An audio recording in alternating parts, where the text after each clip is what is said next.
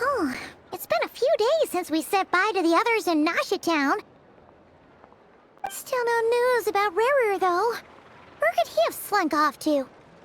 If only he was gone for good. But with all the trouble he stirred up before, there's no way we've seen the last of him. Hello! You must be the traveler in Paimon? Mr. Flint has been looking for you. Unfortunately, there's been a serious wild hunt attack over at the quarry. He thinks it's time to regroup and figure out a plan. A wild hunt? Oh, uh-oh. We better get over there, right away! Come on, let's go!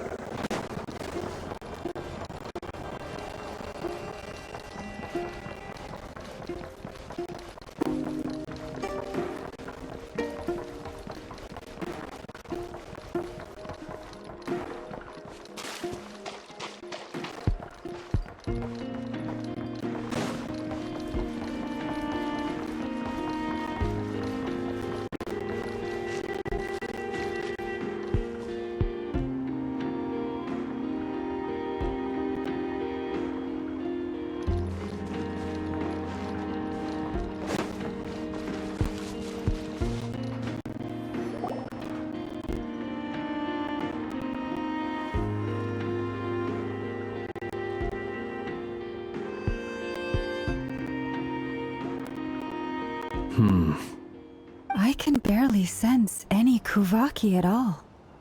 This whole area feels like a soulless husk. Looks like his appetite truly is insatiable. As if the power of that energy cannon wasn't enough. He's not seriously still getting stronger?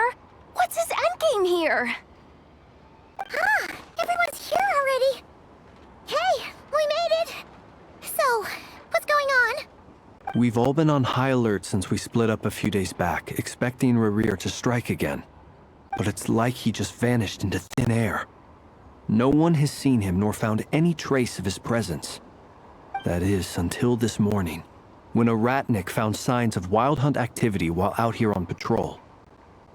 As you can see, the crystalite itself is physically intact, but the Kuvaki it contained is all but completely diminished. And we're sure that Rarir did this. Who else? He's the only one who could pull off a stunt like this. Kuvaki loss has reached critical levels. Reikir of Solnari set to maximum threat level. Warning, unless de-escalation measures are taken soon, he will pose a threat beyond our ability to contain. The consequences could be catastrophic. Traveler, do you remember when we encountered Rarir just after regaining his body? There wasn't a shred of sanity left. Nothing but madness and rage. Yeah, didn't he shout out a bunch of names? Then he started raving about how nothing in this world mattered to him. Oh, Paimon gets chills just thinking about it. Oh, but the thought that he's still out there, lurking somewhere in Not Krai, waiting for his chance to strike? Oh, even chillier. Last time we fought, we were already at a disadvantage. If he has such overwhelming strength, why would he suddenly go into hiding? Yeah, if I were him and I wanted more Kuvaki, I'd just take it by force. No point staying in the shadows. Unless something went wrong. His whole resurrection thing didn't exactly go smoothly. The other thing is, how does someone who's completely lost their mind still have the wherewithal to cover their tracks so perfectly. Beats me. According to certain medical studies, insanity does not always entail a complete loss of rationality. It may be that he is simply living in a world of his own. Actually sounds about right. He was ranting away to himself the whole time, like he had zero interest in talking to us. There are many unanswered questions here. He could be right under our noses, and we'd still be in the dark. Besides his name and title, we know little about him. Certainly nothing about his past, or what he might be hoping to achieve. Exactly. And we wouldn't even know where to begin looking. Even Boss hadn't heard of the Rahir of Solnari before all this. I'd be willing to bet that even if we gathered together every scrap of intel in Krai, we still wouldn't find more than, like, 3 useful facts about him. So, if we do nothing, he'll just keep getting stronger. But if we want to investigate him, we have no idea where to look. Last time we had Marionette and her big robo-buddy to help us, and we still barely held our ground. If we had to face him alone... Oh, Paimon's head hurts just thinking about it. What are we supposed to do against a threat this big?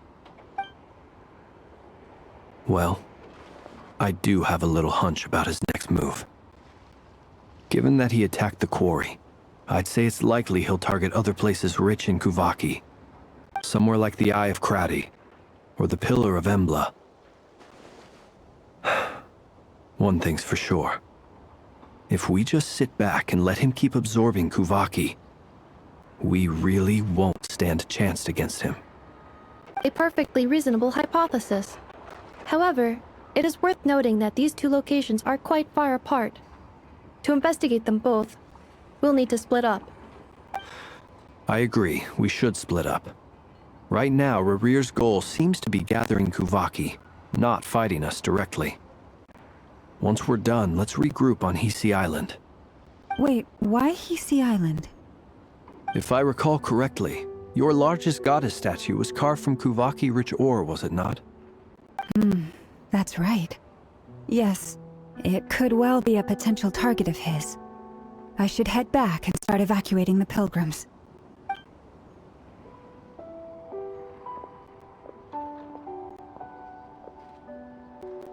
Splitting up's always gonna be risky. But I guess we don't have much choice, right? We're in a race against time here. And if we do run into Rarir, what then? That's when you follow the third rule of treasure hunting. Run like the wind. Didn't you say the third rule was go with the flow? I don't know. Did I? Anyway, whatever. In this situation, go with the flow means go find backup. Agreed. If anyone finds so much as a trace of Rarir, do not pursue him. All right, we better get moving. Come on, Anefa, let's go.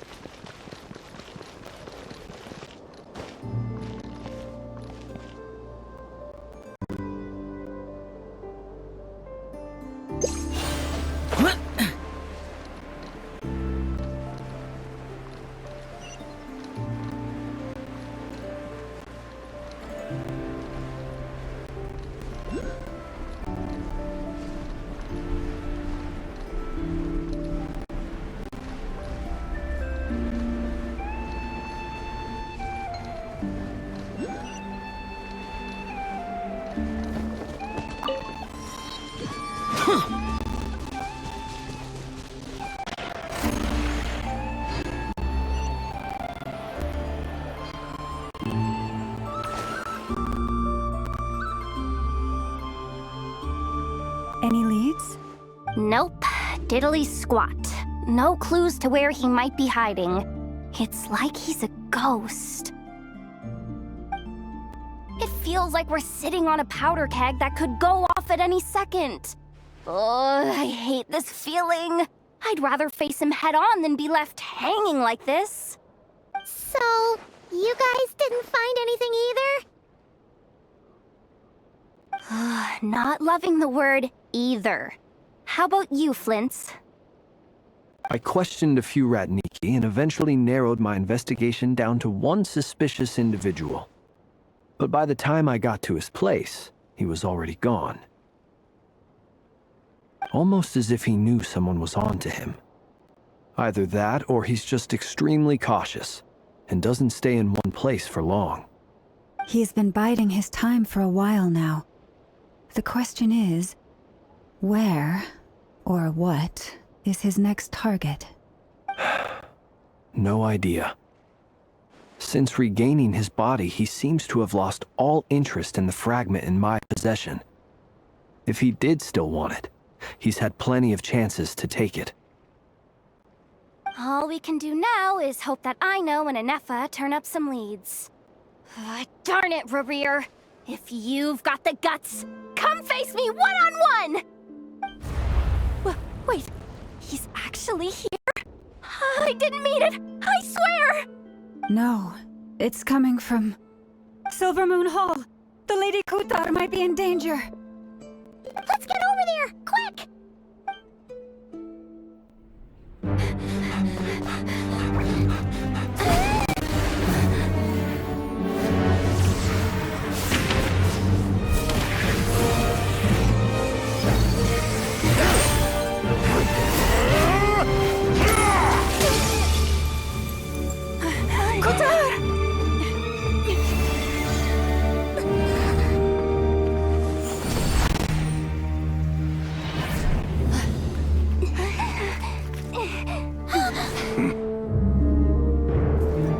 Why is he attacking the damsel elect? What's going on? No time for questions. Stop him!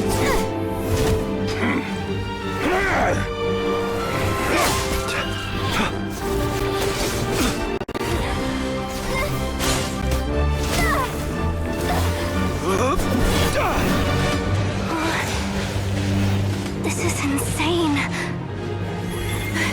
Yehuda, get Kutar out of here! On it.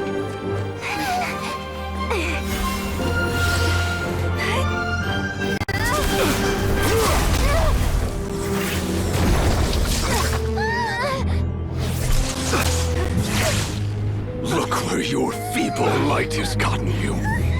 Now you shall plunge into darkness. Felindus, soon I will find a way. Watch out!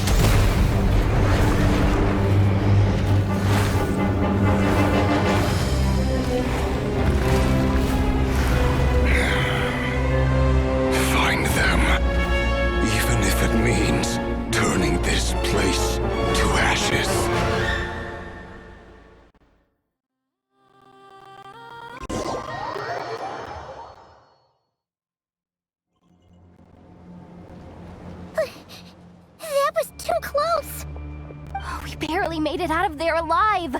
What's that guy's deal? How'd he get so crazy strong?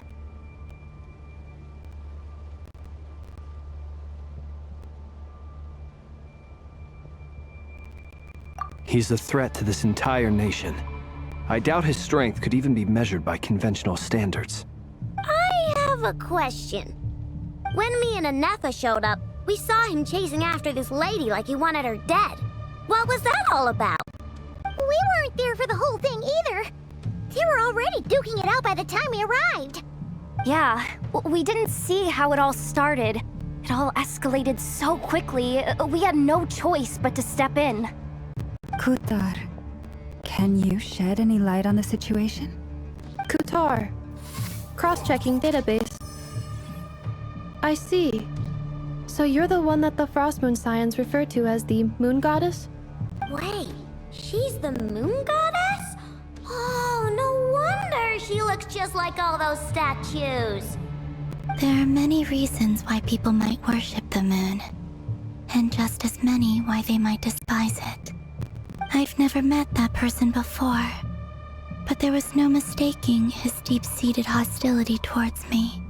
Why he holds me in such contempt, I cannot say. But since he hunts the power of the moon, it's no surprise that I am a target. Kutar. There are many potential motives. For instance, you helped the Traveler escape his grasp. This could be his way of taking revenge. It is also possible that he covets the Kuvaki inside you, and seeks to take it for his own. The list goes on. But, right now, devising a counter-strategy should be our #1 priority. The likelihood of this location being discovered is close to 100%. A counter-strategy? We don't stand a chance against an enemy like this. Surely our only option is to run. He's not gonna chase us to the end of the world, right? So as long as we can sneak out of Krai undetected... No, I can't say that. Come on, Yehoda, this is serious stuff. You can't suggest we all just chicken out. Running is our only option. Huh? You seem surprised, but what other choice do we have? We are facing an enemy we cannot possibly defeat in battle. Well, I mean, yeah, but still. It's not too late. I can distract him, so you'll have plenty of time to make your escape. Wait, what? You're gonna act as bait? Doesn't that make sense? I'm the one he's after. There's no need for you to risk your necks on my behalf. A coyote doesn't stop for bypassers while it's howling at the moon. What is it, Loma? The Frost Moon Scions have already grown accustomed to life without their goddess. My presence here is no longer essential, and this is not my home, so you needn't ask me to stay. We can't just roll over and let him get away with this. That's not our style. Yeah, we can't just call it quits after everything we've been through together. Besides, she'd pretty much saved my life back there. If I just ditched her now, I'd never forgive myself. We can't overlook that you have saved our lives multiple times now. To talk of returning the favor would be a little crass for my liking. But suffice to say that we are friends, and friends look out for one another. Riri's true objective remains unclear. Even if we were to sacrifice Miss Kutar, there's no guarantee he would stop.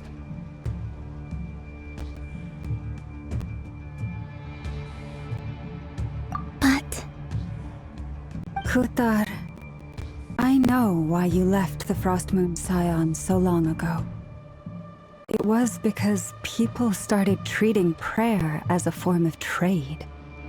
They would make self-centered wishes, force you to accept meaningless offerings in return, and then expect you to perform miracles for them, as if that were their entitlement. If it were me, I might have walked away too. But I believe that time can change everything, and that sometimes it takes losing something precious to appreciate its true worth. After much reflection, I've realized that this was never about whether the Frost Moon Scions need you. Any relationship based on need is purely transactional. What I truly hope is that you'll choose to stay, not out of obligation, but as part of our family. You were born here, and now you've returned. Who knows? Perhaps it was the moonlight that guided you home. Thank you, Lauma. But my power is on the wane. I'm afraid I will be of little use to you now. Very well then. I'll do as you say. Both times you saved us, we were transported across great distances in an instant. Is that one of your powers as the moon goddess? It is, but I find it very draining. I barely managed to pull it off just now, and it will be some time before I'm strong enough to do so again. Rejected by the world, my power is dwindling. Like a lake cut off from its source, slowly shrinking away. Now, it has almost run dry. What do you mean, rejected by the world? The 3 moons belonged to the ancient bygone era in which they came into being. From the moment I was born, the world itself has been steadily sapping away at my strength.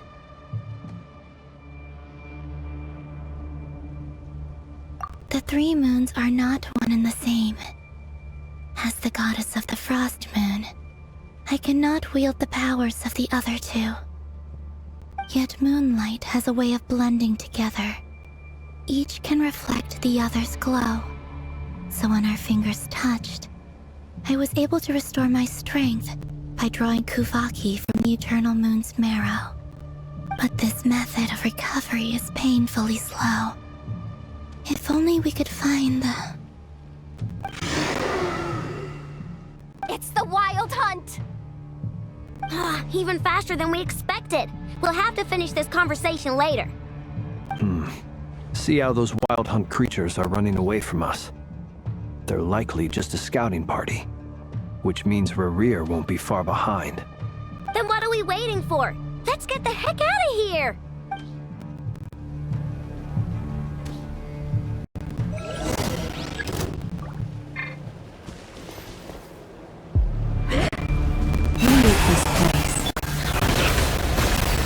The long sleep beckons. They just keep coming! This is driving me nuts! Rerir's closing in on us. We need to pick up the pace. There's too many of them! And this time, we can't hold back on ourselves to escape. This goes on much longer.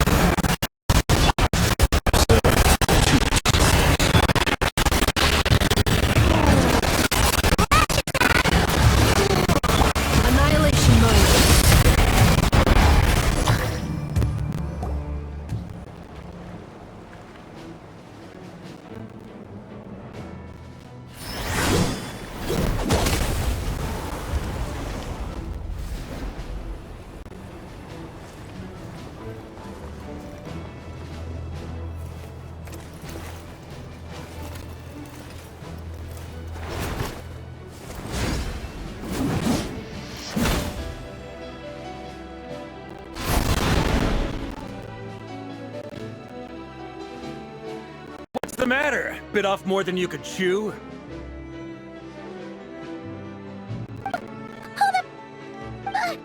How are you? Uncle Varka! You're back from Amspartnir? Whoa! You're Varka? We could save the intros for later. Right now, let's get you all out of this hellhole. Follow me. I know somewhere you'll be safe. Oh, is that where I think it is? That's the one. Come on, move! There's no time to waste.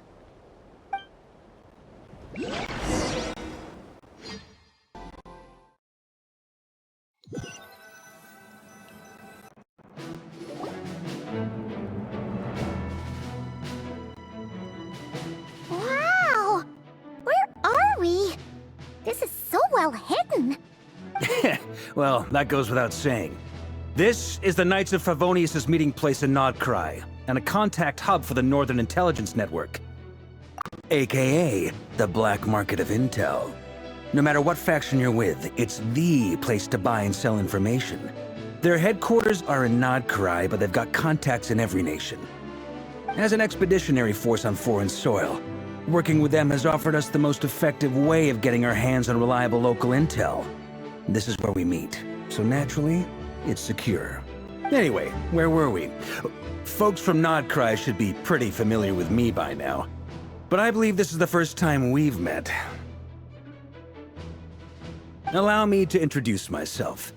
I am Varka, Knight of Boreas, and Grand Master of the Knights of Favonius.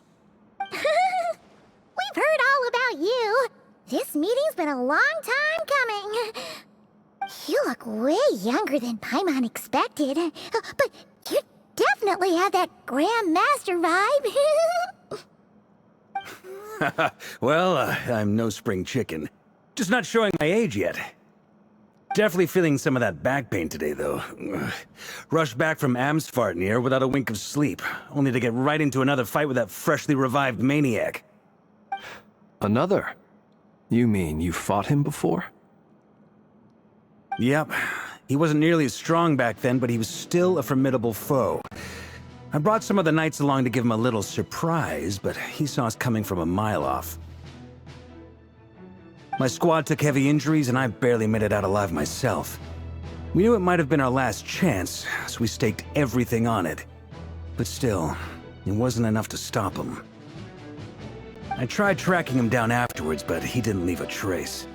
Even in his unhinged mental state, he's as cautious as any trained operative. So, I decided to come find you. And as luck would have it, turned up to find you being ambushed by the Wild Hunt. The rest, you already know.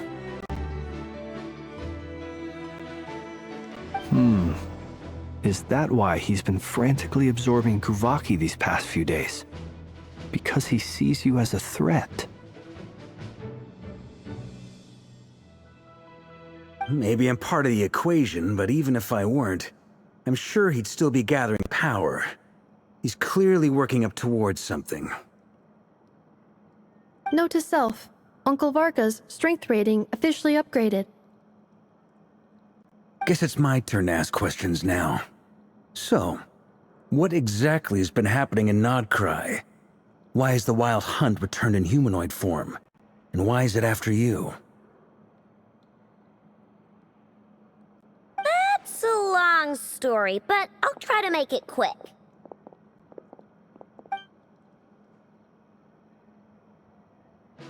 Wow, I had no idea so much had happened. Sounds like you guys have really been through it. So, the Kutar is actually a Fatui Harbinger. And all this Wild Hunt activity in Krai is the work of the Raker of Solnari, one of the 5 sinners. That's a lot to take in. Need some time to wrap my head around it all. I'm truly sorry, Mr. Varka. You stood with us against the Wild Hunt, and did everything you could to stop it from escalating into a full-blown catastrophe. And then, the one time you're away, it all comes to a head and all your hard work gets undone. You've got nothing to apologize for, Miss Moonchanter. You can plan 100 steps ahead and still slip up. That's just life. No one knows what tomorrow holds. You can't predict which way the wind will blow next. And, to be perfectly honest, I can't say I'm surprised. For all the times we've defeated the Wild Hunt in the past, we've never been able to completely wipe it out. Turns out, we were just delaying the inevitable. But now that a new variable has come into play, fate may well take a different course. A new variable? You mean us? Who else? And in a strange way, I think his resurgence might not be an entirely bad thing. The Wild Hunt is like an unrelenting force of nature, but Rerir is an individual with an agenda. He's gotta have a weak spot somewhere. That said, while I was explaining everything just now, some of the points that Mr. Flint's added caught my attention. You mean about our mystery ally? That's right. From what you've said, not only did they lead you straight to some key files, they also shielded Hisi Island from a lethal Kuvaki blast. I don't know who or what could pull something like that off. Heck, even Miss Columbina doesn't have a clue. I hadn't heard the story about those files. Would you mind repeating their titles for me? Wild Hunt Phenomena Log, a Nodkrayan Ratnik's Field Journal, and Kuvaki Survey Log. Oh. No. Still doesn't ring a bell. Another dead end. Guess all we can do now is hope that our mystery ally keeps showing up when we most need them. Still, it's safest to assume they won't be intervening again. From here on out, we'll have to resolve this crisis by ourselves. Your intel also explains something else I've been wondering about. The reason I led my team to Amsfarnir was because we'd had reports about a possible source of the Wild Hunt showing up there. But once we looked into it, it turned out to be a red herring.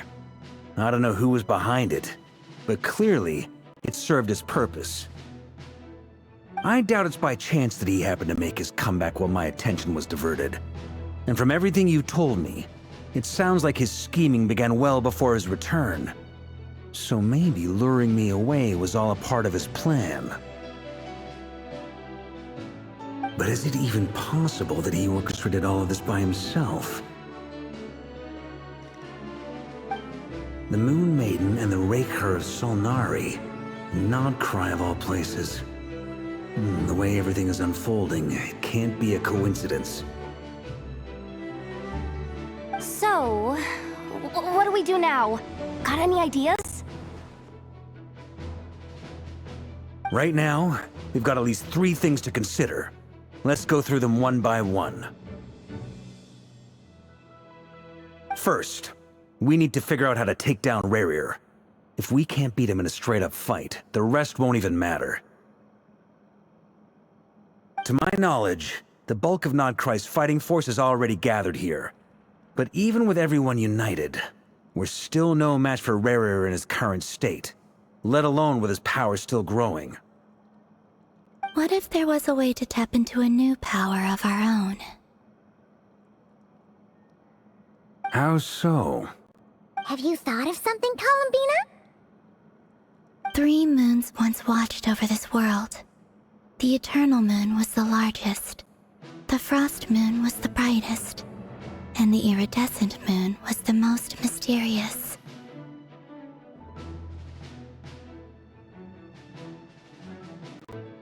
They say that back then, the 3 moon goddesses wielded immense power, enough to shape the workings of the world itself.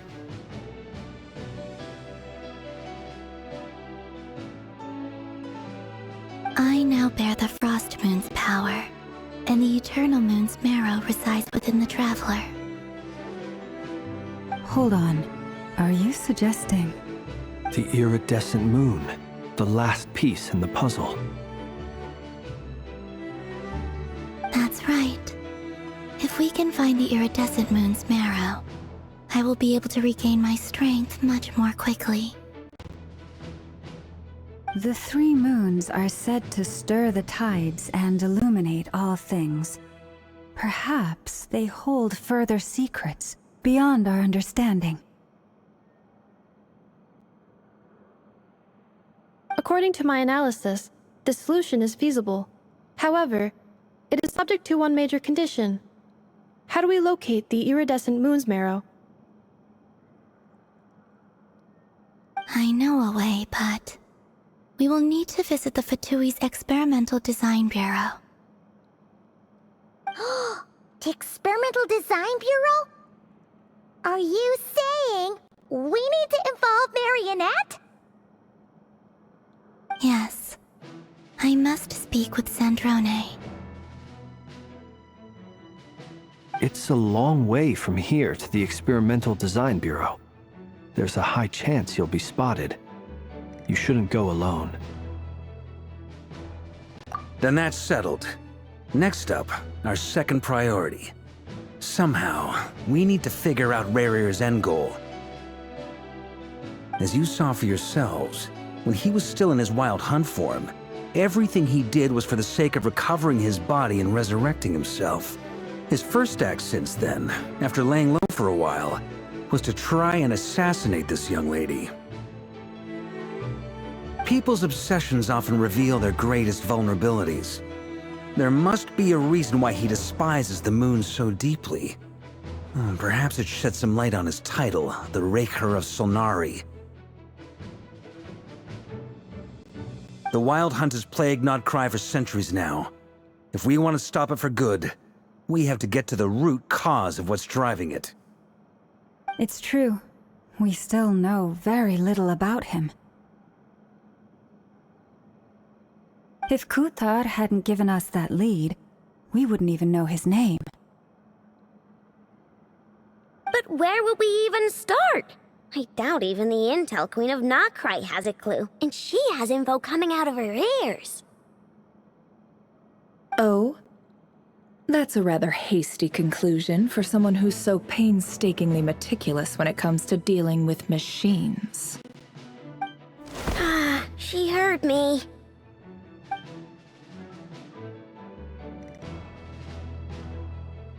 Boss! What are you doing here? I'm now asking myself the same question. I received a letter from a humble knight of Favonius, requesting a meeting to discuss a major business deal. But it looks like this humble knight had something else in mind. Details, details. Miss Nefer, the important thing is that you've arrived at the perfect time. Since his failed ambush, I've been racking my brains trying to come up with a plan to fight Rarir. Given the severity of the situation, I think it's fair to say that our only chance lies in uniting as one. And I'm talking all the factions in Krai. We can't do this without the Curatorium, but I knew it'd be a tough job to win you over. So, I took the liberty of reaching out for a little chat. Wait a sec. How did you even hear about this place, Nefer? Didn't you say this is meant to be the Knights of Favonius' meeting spot? And a contact hub for the Northern Intelligence Network? And isn't it supposed to be super hidden? You really think he could have gotten settled in Krai without my help? Besides, I'm the one running this gig. Of course I know where the meeting place is.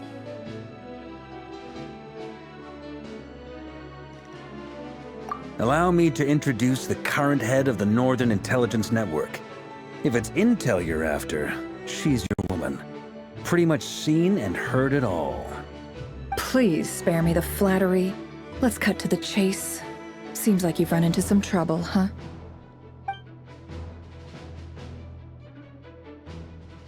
Well, this certainly qualifies as an unforeseen crisis. On behalf of the Curatorium of Secrets, I wish you all the best of luck. So you're just going to sit this one out? Why should I get involved? What could possibly be in it for me? What if we told you we can't do this without you? Oh? Then I'd say, you'd better make it worth my while. I don't work for free. I can't put a price on something like this. It's just not in my nature.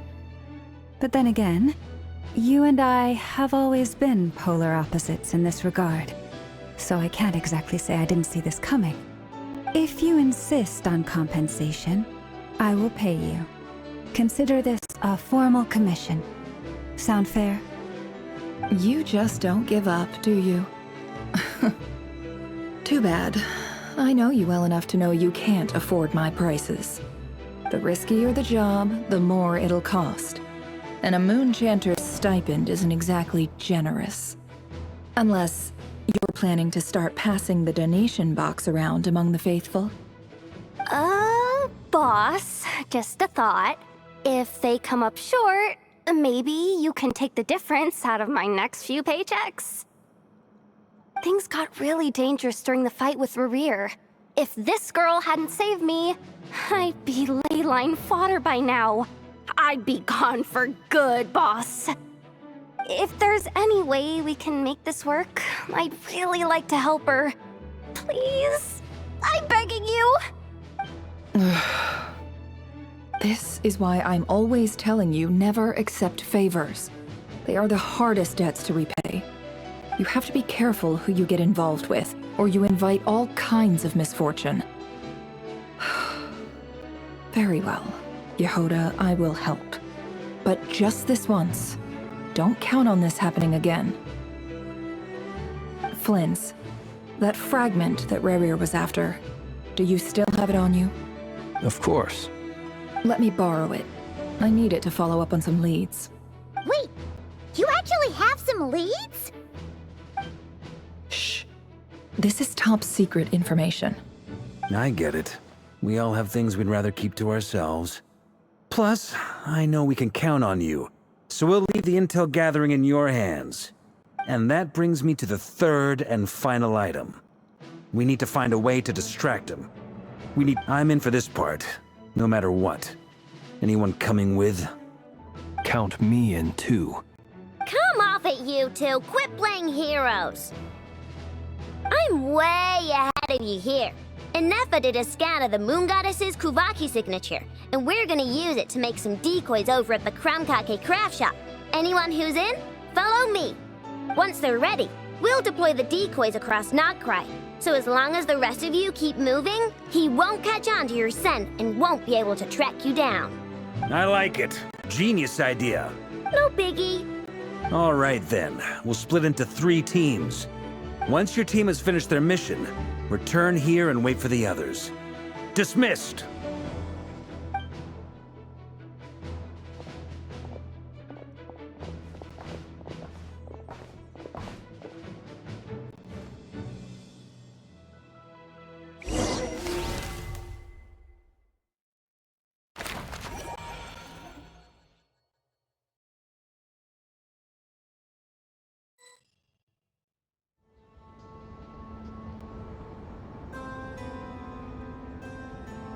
Lady Damselette. Wait, and you two? What are you doing at the Kuvaki Experimental Design Bureau? We've been doing our best to mind our own business lately. But if you're just gonna waltz up here like this, you're seriously pressing your luck. Don't blame us for doing what we have to. Huh. You really think that's gonna scare us off? We're not looking for any trouble. I just want to see Zandrone. Do I need to remind you that you're still a wanted fugitive for deserting us? Out of consideration for our former ties and the crisis we're all up against, we'll let you leave in one piece. But don't even think about trying to get inside. Let them in. But... Are you going to make me repeat that? no, my lady. Zandrone seems to be in a good mood. Must be maintenance day.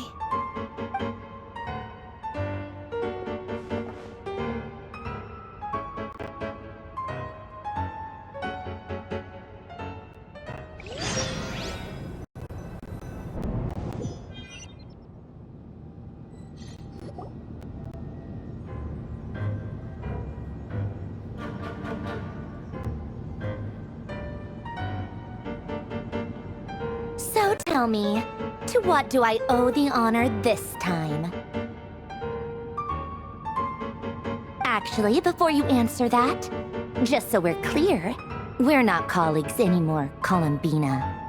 I don't owe you anything. I promise it's nothing big. It seems like you've gotten the wrong idea here. The only reason I let you in was because I was bored. It seemed like a way to kill some time and satisfy my own curiosity. Whatever miscalculations I may or may not have made in the past, I haven't lost the plot enough to even consider sticking my neck out for your sakes. I'd like to speak with Arlecchino. What? Huh? You mean the knave? I'd like to speak with Arlecchino. Is she in Krai? No, she's not. Once the work on this facility was completed, she went back with the Rooster and Regrator. The only ones in Krai are me and... What is it you need to speak to her about anyway? Rerir is hunting me. If I'm going to face him, I must first retrieve the lost moon.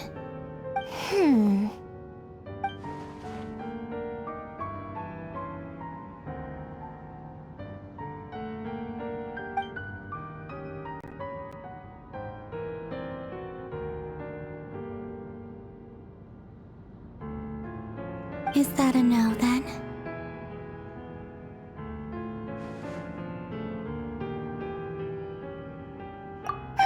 As if I need reminding. I was this close to settling things with him before someone decided to whisk me away to their weird little garden. Have you held any tea parties lately? Tea parties? Yeah, obviously. You don't seriously think we'd pack it all in just because you aren't here. If anything, they've been more eventful than ever. Just me, Arlecchino, and a bunch of insolent and sensitive guests who won't stop asking where you've gone. Oh, they've been a real joy. I bet you served them the worst tea you have. Just like you used to do to me when I upset you. Who cares about how good the tea is when there's no one around to drink it? I keep losing people. First Rosaline, now you. I'm running out of people who can make me laugh. Honestly, what could be more ridiculous than the multi-centenarian goddess, who's only ever had the plain herbal tea she received as offerings? You'd always brew a different type of tea for me each time. Was it really just to see how I'd react?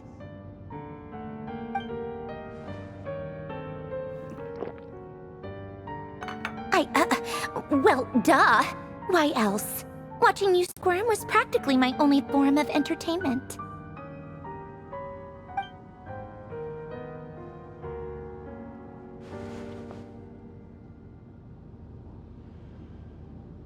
Oh, yeah. And Capitano sometimes used to bring Tartaglia around, too. But I guess we won't be seeing him again.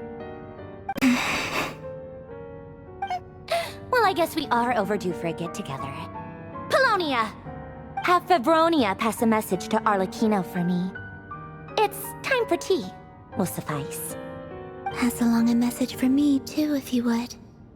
My body cannot contain the marrow of 2 moons, so I'll be leaving one of them in her care. Excuse me? Who said you were on the guest list? If my tea meant that much to you, maybe quitting the Fatui wasn't your brightest move. Back when you were under the Tsaritsa's protection, no one would have dared come at you so openly. But that protection didn't come for free. In fact, I paid dearly for it.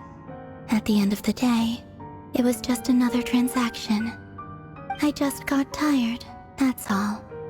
I never wanted any part in their grand ambitions, and I've had enough of being treated like a bottomless supply of power. It brings back memories from the old days, when I was still worshipped as the moon goddess. Centuries on, it may be a different group of people, but I see the same greed in their eyes. I figured you'd leave eventually. You didn't have as much of a reason to stay as I do. The Tsaritsa gave you shelter and protection, but that was it. Nothing more, nothing less. Meanwhile, the Fatui demanded everything from you in return, until it was more than you could bear. I get why you left. And frankly, I have no interest in dragging you back just because the higher-ups told me to. But if you keep hanging around with this riffraff, the next time we cross paths, we might be enemies for real.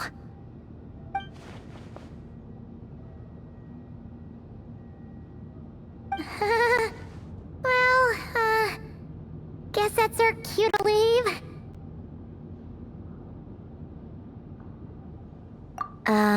That might be your plan. But it sounds like someone else wants you to stay a little longer. Huh? What do you mean? Listen.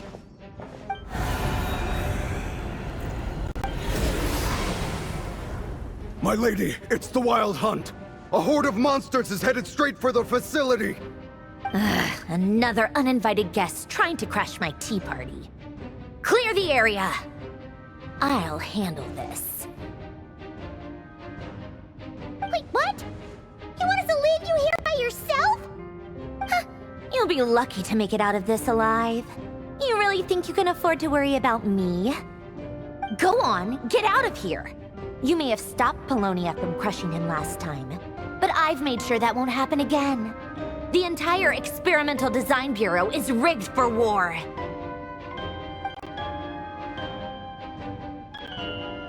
Stay and watch if you want, but it'll be at your own risk. You're not flagged as friendlies in the weapons system. Don't tell me what to do! Look, if you're leaving, make it quick. Or you'll just get in my way. There's a secret passage on the second floor. It'll take you right to the plains out back. Stare all you want, Columbina. You're not getting another invitation to my tea party. I know. But thank you anyway, Zandrone. This is exactly why you shouldn't hang around with those people. All their melodrama and sentimental nonsense is rubbing off on you.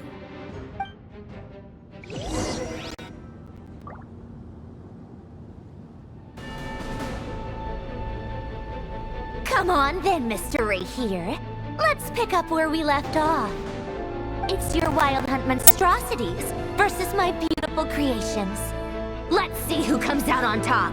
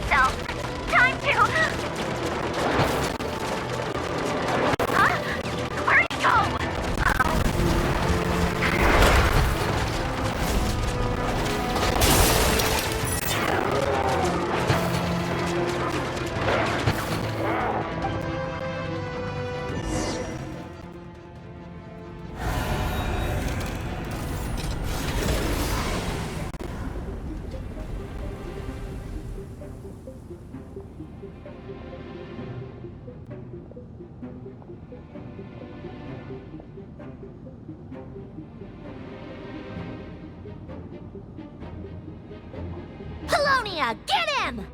I've upgraded Polonia again since our last encounter, and uploaded every last scrap of your data. So let's finish this, once and for... She's not here. Where did she go?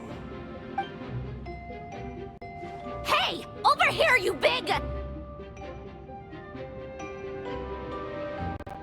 Cursed moon. Go. Keep searching.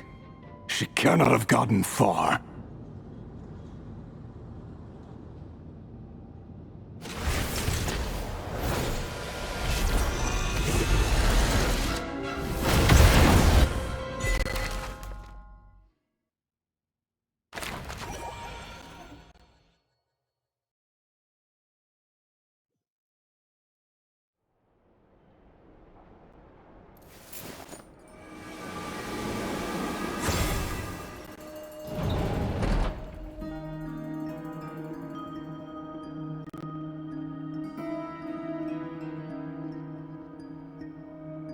So this is your method for investigating Rarir's past? It almost looks like some kind of ceremony. Good deduction. But it's quite a different affair from what you're used to with the Frost Moon Scions. Whoa! First time I've ever been in here. Boss always said it was off limits, so I pictured some kind of creepy dungeon. But it's actually kinda nice. Oh, I guess this must be Sumero decor? That's where Boss is from. And that nice shopkeeper who sold me my treasure compass. I'm not sure exactly what you've got planned, but it looks like you're all set. When do we begin? Whenever we wish. But for some reason, I've got a feeling this isn't going to end well. I've never faced Rarir myself, but from what you've told me, his power is beyond anything I could imagine. I, on the other hand, am just an ordinary businesswoman. Our paths should never have crossed, yet here I am, forced to make an enemy of him. If you ask me, you're about as far from ordinary as it gets. So what are you saying? You're getting cold feet? Once I take a job, there's no backing out. Still, I have to ask myself if the power I'm relying on will even work on an opponent of this caliber.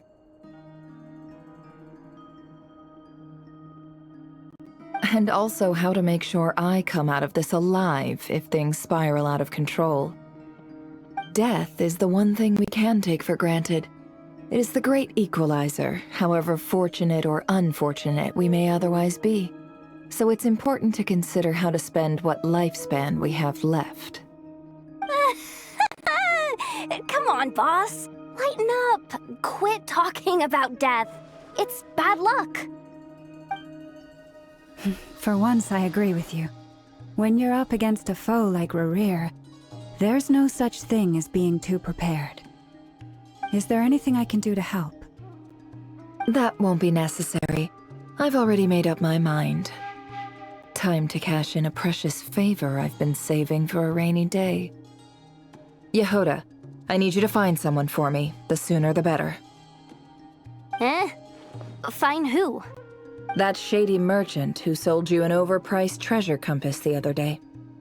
Come on, boss. You're pulling my leg again. In what way is she shady?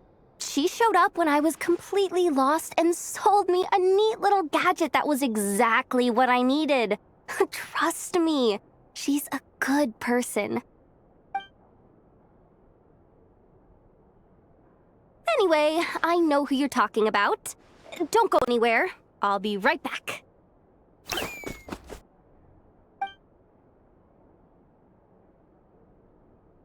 Quit grabbing me! I genuinely can't run any further!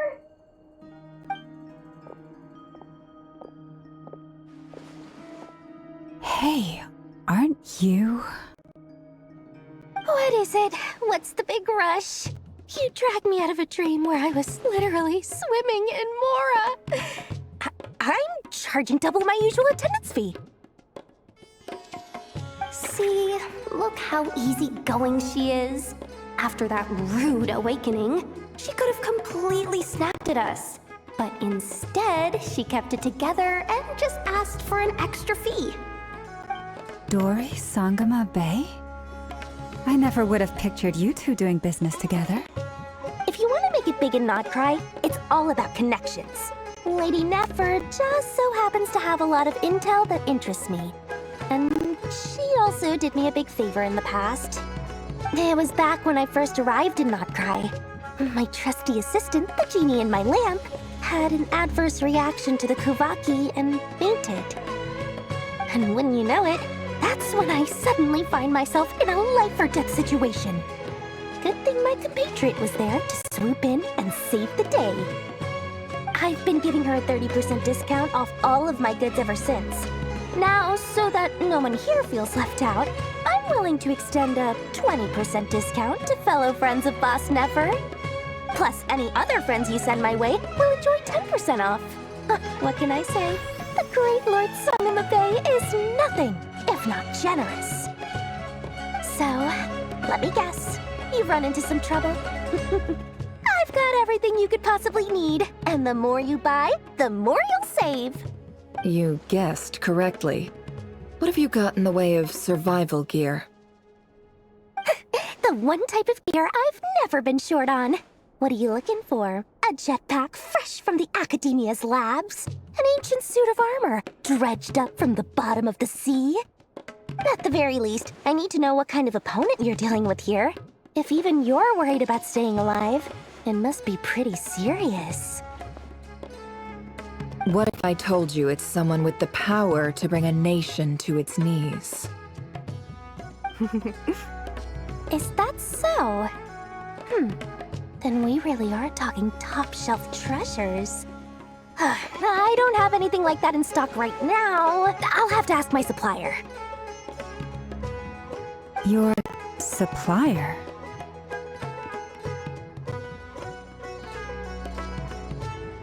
A powerful woman, make no mistake. I can't reveal her identity, but luckily for you, I hear she's planning to visit Nodcry in the near future. If you're willing to wait, I can ask her when she's here.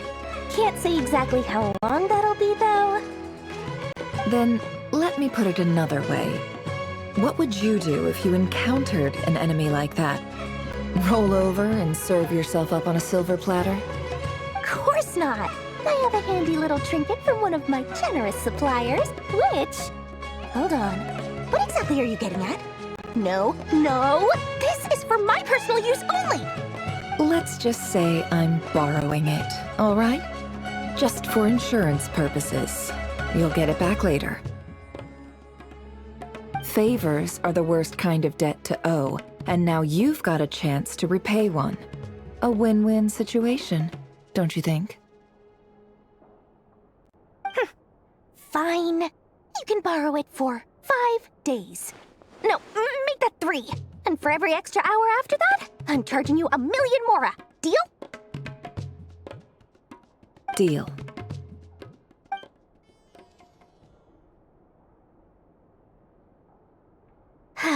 What a way to start the day. Now, was there anything else you wanted? Or can I go back to bed now?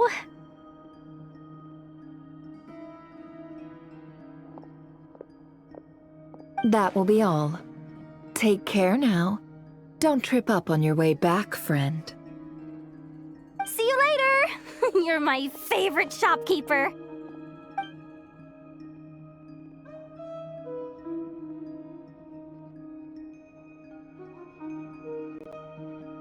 Excellent. Everything is well and truly ready. The ceremony can now begin. After initiating the ceremony, your minds will follow me wherever I go. You will see many strange things in your mind's eye. So remember, don't be frightened, and don't make a sound.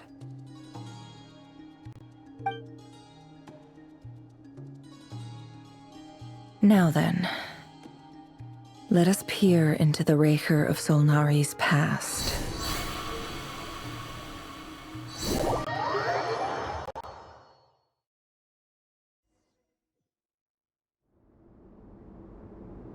I made it. I don't recognize this style of architecture. Must be Conrian. Simple furnishings, table and chairs. It's a more ordinary house than I might have expected. Looks like the fearsome Raker of Zulnari came from surprisingly humble beginnings. Unless this passed for luxury in Conria. Unlikely. It was said to be a very prosperous nation in its heyday. Anyway, I'll keep exploring.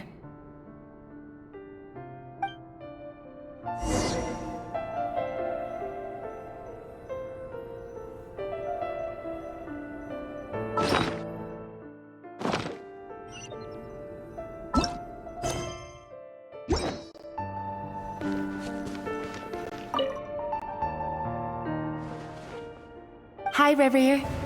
Since you're working extra hours tonight, I thought I'd keep myself busy by checking out that new kebab shop. I've heard good things about their menu. I'll test it out, and if it's as good as everyone's saying, let's go back together sometime. P.S. New stash from the Universitas Magistrorum. I brought some goodies home. A few teacups and a pin rack. Hope you like them. They didn't sign their name. But they must have been close. Sounds like they were living together.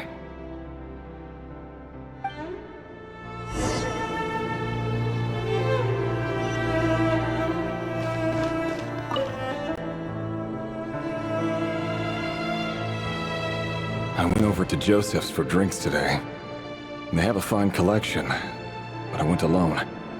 Felindis was tied up with something and couldn't make it. Joseph asked why I came alone, but I didn't really have an answer. He then went on to ask about other things. If you ask me, someone who asks that many personal questions is too nosy for their own good. But if he invites me again, chances are I'd still go. Felindis. That's the same name Rerir mentioned. Crane imports keep falling. If things don't pick up, we'll soon be back to meat and mushrooms only. Honestly, I'm not a huge fan of that new type of mushroom everyone's been into lately. Didn't it start out as a lab-grown variety? I heard it's even mildly corrosive. Seriously, why would you even eat something like that? I don't care if it's an impressive feat of alchemy. That just isn't the kind of thing I like to eat. Grain has to be imported, and they're eating a diet of mostly meat and mushrooms. Could it be because Conria is underground, so it doesn't get much sunlight? That would explain why they use so much stone in their buildings. They even use alchemically modified strains for food. Seems like the people of Conria don't have many options when it comes to dining. I've just about saved up enough now. Time to buy it and keep it somewhere safe. Making a big purchase. I wonder what it is.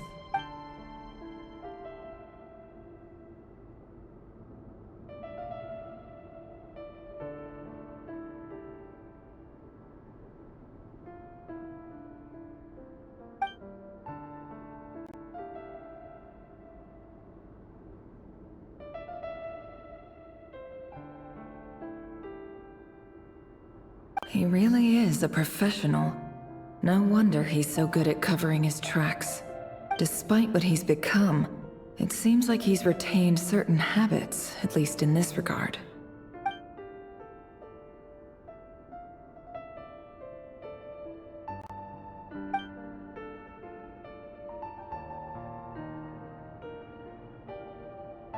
Did Rary rip it out himself?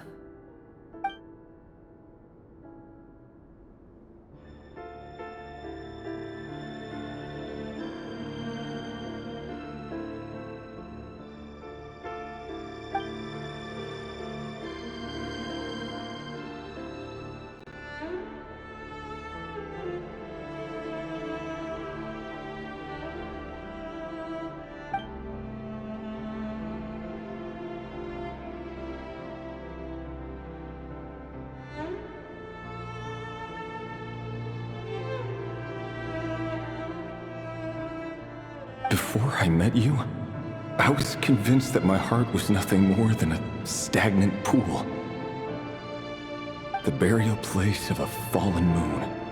A withered, windless grove where the waters rested forever unrippled. It was you who helped me see that my heart hadn't entirely withered away. That it could still beat to the rhythm of love. This is just trivial sentimentality from the looks of it. Why would he go to the trouble of hiding that? The burial place of a fallen moon.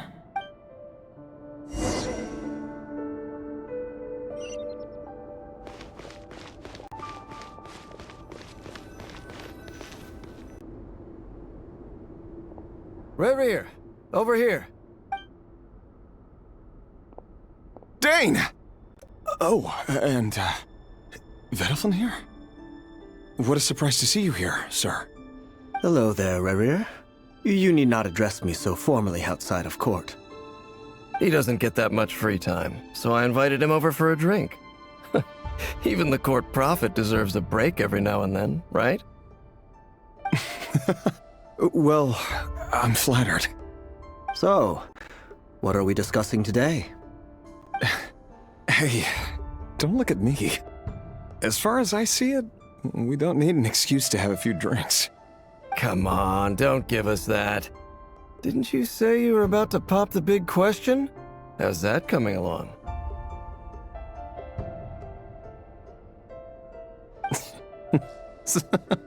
Who'd have thought the great Twilight Sword was an even greater gossip?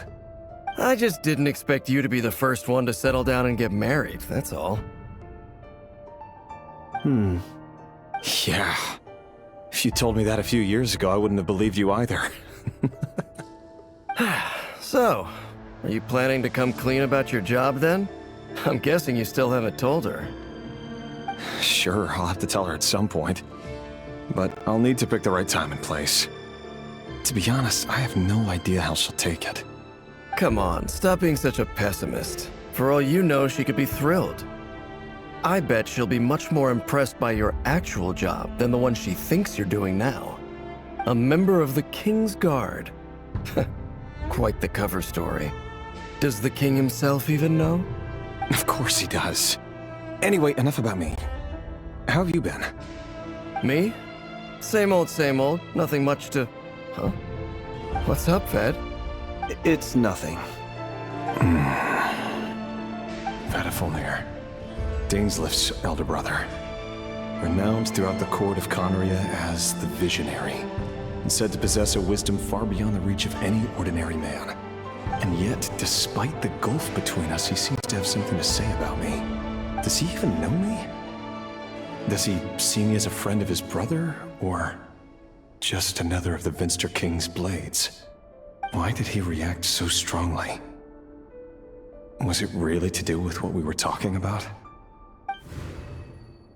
Brown, curly hair and brooding blue eyes. So this is what Rerir looked like back in the day.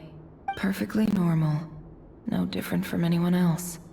As frightening as this monster is in the present, there's something even more unsettling about seeing the human he used to be.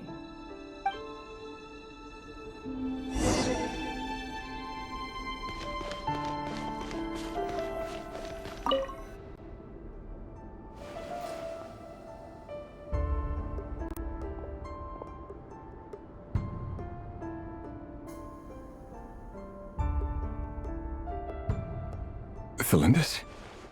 You're back early? Our equipment's being serviced today, so I got off earlier than usual. How's your day been? Aw, why the long face? Is something the matter? Has your boss been giving you a hard time again? Went for a drink with Dane and the others after work. Isn't that a good thing?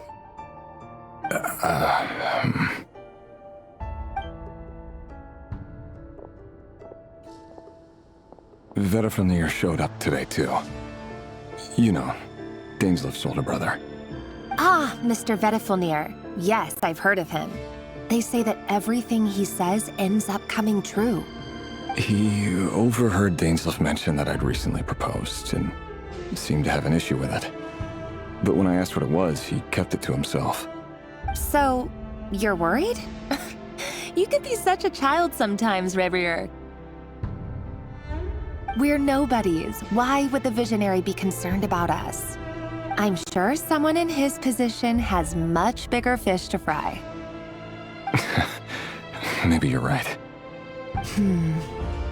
You worry too much, Reverie. We've been together for ages now, and everything's been going so well, has it not? You've even proposed to me. So, you do remember. Tell me then. What's your answer? Like I said, I need some time to decide. You can't just rush into things like this. We may be nobodies in the grand scheme of things, but if we want things to work out, we've still got to plan ahead. All right. Take your time. Just don't keep me waiting forever. Nobodies. Sounds about right. In the eyes of people like Vedalfnir and Dainsleif, what do we matter? Can someone whose gaze is so fixed on a far-flung future even see the present clearly? Besides, the dynasty's fate rests with the king and his inner circle. Whatever I do, it won't make much difference. Meanwhile, every idea they come up with and every decision they make, it affects everything. These days, the king is lost in his research, and the purge of the Crimson Moon bloodline grows ever more intense. The opposition tried to speak out, but nothing came of it. And I'm under no illusions as to why. Because we eliminated them and got rid of their bodies. A man can have 1,000 reasons to carry a sword, but there are few good excuses to use it. Yet the king has never even considered a gentler approach, and he never will. What becomes of someone who kills on another's behalf? Can he ever find true peace?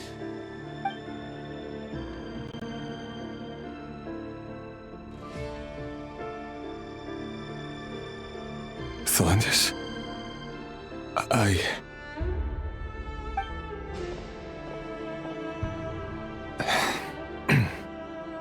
It's nothing. You were right. Fate has never smiled upon nobodies like us. But by the same token, it's unlikely to bear a grudge against us either. There's no reason we can't keep living happily together, cherishing the simple joys of each day as they come. See? You just need to stay positive, Reverie. I can feel your warmth, your breath. You're right there, right by my side. Just seeing you makes me happy in a way I can't explain. And that's something that no one could ever take away from me. So smile, my love. Let go of that frown. You're right, Thelindis. I've just been overthinking things. That's better. Getting caught up about things like this will only ruin our evening. Speaking of which, all set for the ball tonight? I need to go get ready. You go ahead. I just have a few things to take care of, then I'll come join you. Even busier than the big shots, huh? Fine, I'll go get started. But don't be late. If you keep me waiting too long, I won't be a happy bunny. Relax. I'll be there. Seriously, though, you drive a hard bargain. You're really gonna leave my proposal hanging and still expect me to take you to the ball? Well, that goes without saying. I already told everyone I'd be coming with a dance partner. Besides, they're two completely different things. Let's take it one thing at a time, all right? All right. White outfit it is. It seems like Rerir was deliberately hiding his ties to the intelligence services by giving the impression that he was just an ordinary member of the Finster King's Guard. He clearly doesn't want his would-be fiancée to know about his other life. Then again, that's hardly surprising. People in the intelligence trade rarely do. Who'd have thought we were in the same line of work? Let's dig a little deeper.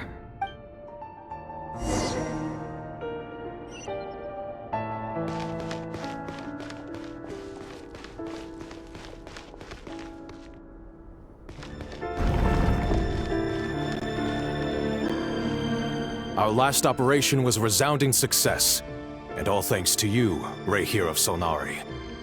In total, we apprehended 32 dregs of the Crimson Moon, and 67 accomplices. After all these years since the dynasty's fall, so many of them still linger on. Indeed, it cannot be denied. Yet it was destiny that the Crimson Moon should be overcome by the eclipse, and that His Majesty, the all-seeing Vinster King, now guides our nation on the path to prosperity. Conria has no further need for a dead moon. But alas, there will always be those who refuse to see the truth, choosing instead to romanticize the past. That's not entirely true. Much about the Crimson Moon era was worthy of remembrance, and that's exactly why they keep trying to see it restored. Many of its secrets remain unsolved to this day. As it happens, that's precisely the field of study my partner is devoted to.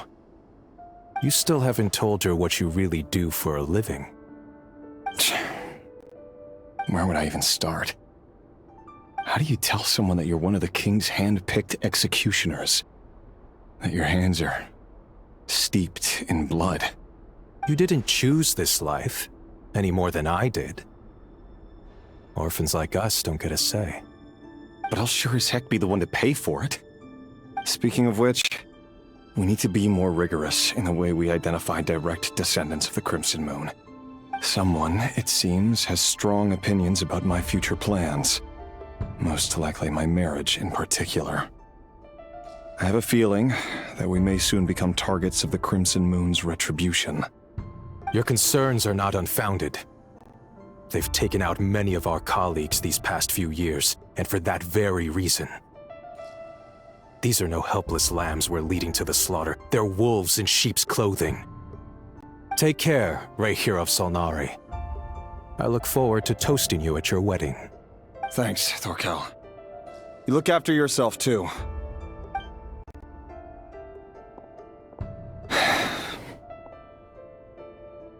Thelindis, I never wanted to keep this from you. You're the last person I would ever want to lie to. But that's exactly why I can't tell you everything. There are things you shouldn't know. Things you cannot know. The Moonlit Dynasties are a thing of the past. Yet even now, with the sun shining high in the sky, there are those who would call forth a dead moon's ghost. Could that be why Vedalfnir held back? Or was it because of some court secret he's not at liberty to share? I have to get a clear answer from him. No matter what happens, I will protect Thelindis. Rerir seems to be very concerned by Vedalfnir's reaction. Vedalfnir and Dainsleif, the Visionary and Twilight Sword. So that's what they were really like. I've investigated this whole area now. There doesn't seem to be any other memories here. Should I try somewhere else? Wait a second. What's this black smoke?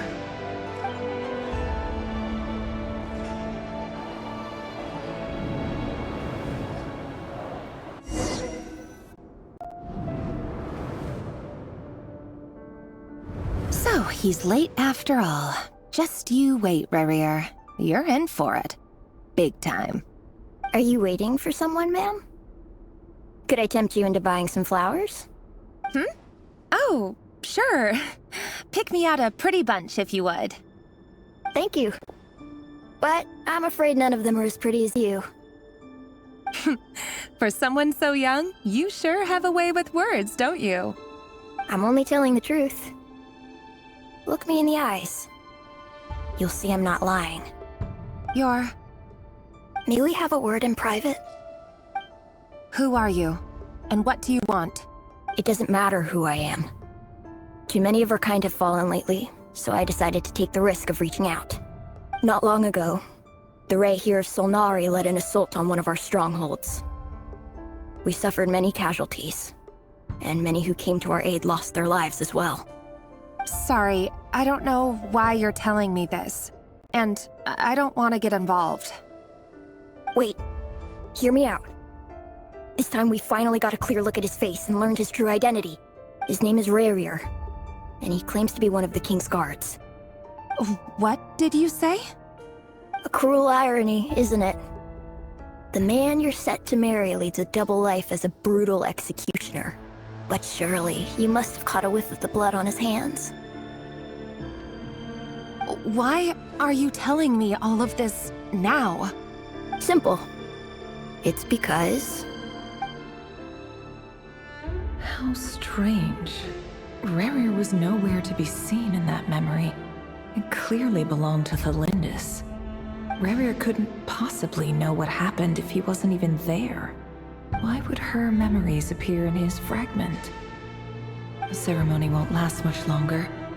I think it's time to call it a day.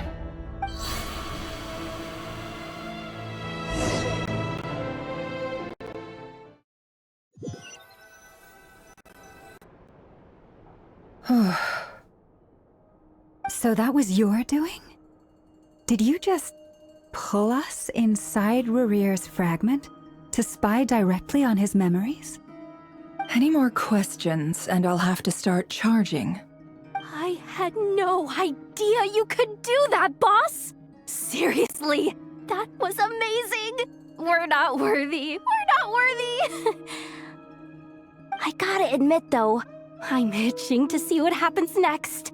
Feels like we barely scratched the surface. I'm just as curious as you are, but the ceremony only allows for limited time inside. That's all we can see for now. Luckily, we managed to learn quite a lot. So far, so good. I just hope the others are doing okay too. Especially the group with the Traveler. Their mission is a risky one. Let's hope it's all going smoothly. If you're worried about them, go see how they're doing. If I know boss, she's gonna need some time to write up all the details and make sure it's all coherent. I'll stay behind to lend a hand, but feel free to head back and meet up with the others.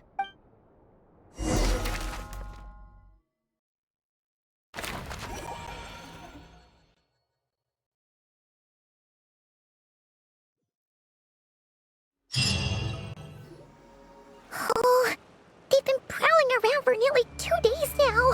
These things just won't quit. Oh, they might not have seen us yet, but them constantly sweeping the area, our way out is completely blocked.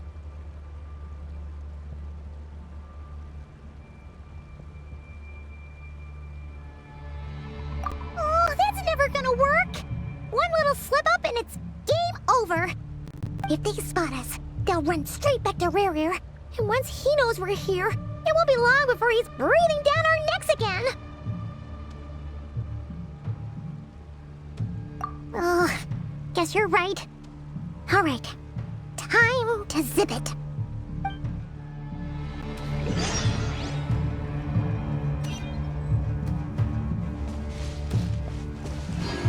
Hide! We almost got spotted!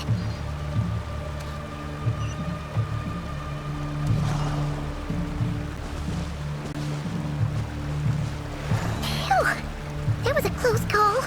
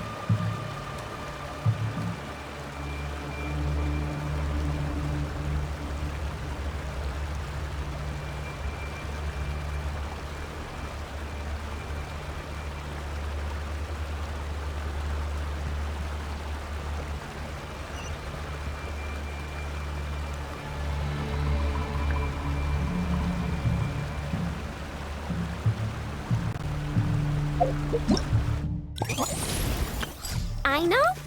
Present!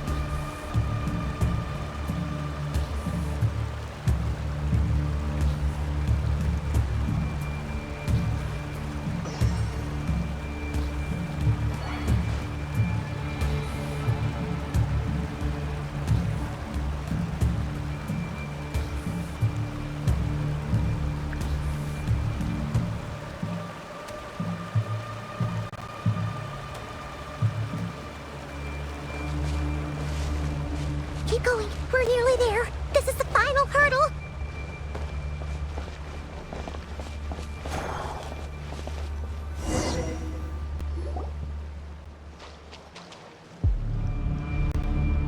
Oh, there's no end to these things.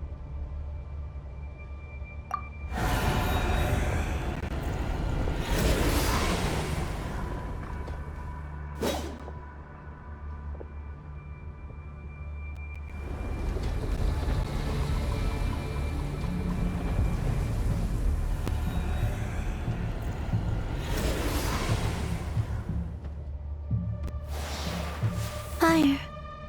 Fire? Wait, what's that smell? Oh no, there's a fire!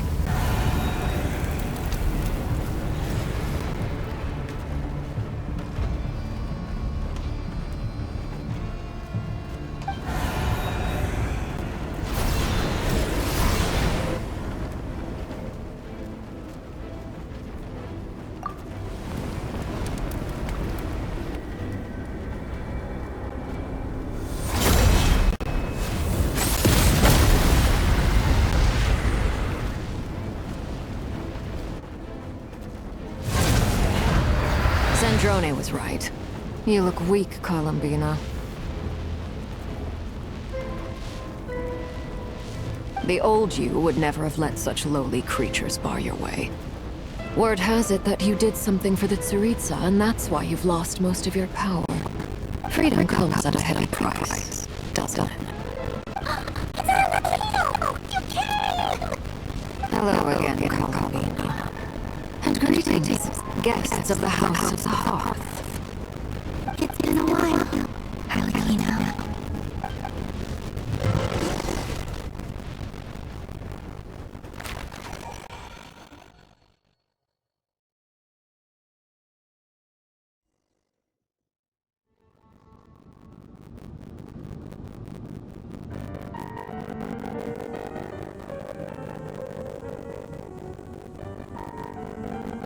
Stupid right here, stupid soul, sorry. Whatever. I've got all the data I need. Next time we meet, you're finished. He sure doesn't pull his punches. Excuse me, do you need a hand? You can do me a favor by staying out of my way. Can't you see I'm busy? Wait a minute. I recognize that voice. Hello, Miss Sandrone. Father sent us over to help. How considerate of her. Hey, Fremine, get over here and help me fix this. Lenny, you do your thing. Just Keep your sister away from my machines. Nearly every machine that cat girl touches ends up going haywire. Go put her on cleaning duty or something.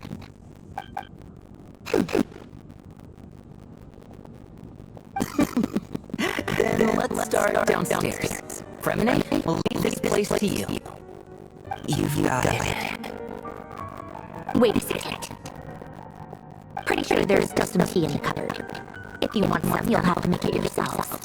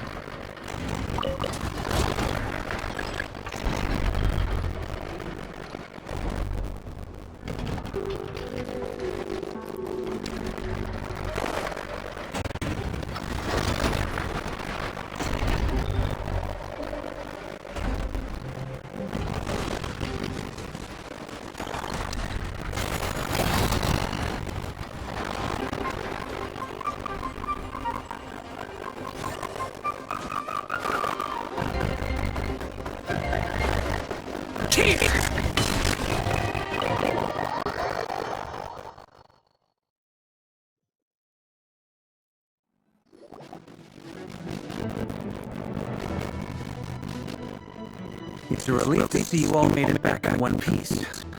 Huh? Feels like there's quite a few people missing. Where's Flint and the others? What about Nefer? I returned ahead of them. Flint is helping Ino and Nefer to set up the decoys and buy some time. As for Miss Nefer... Boss is still wrapping things up on her end. She sent us back to fill you all in on the top secret intel we've been gathering. I see. Then let's get right into it. But first, who do we have here? You brought someone else in to help? Greetings. I was invited here to help as a longtime Tea Party companion of Columbia's. You may call me Arlecchino. Surely it can't be. Those eyes. Oh, where have I seen them before? Wait, of course. In those memories we just saw.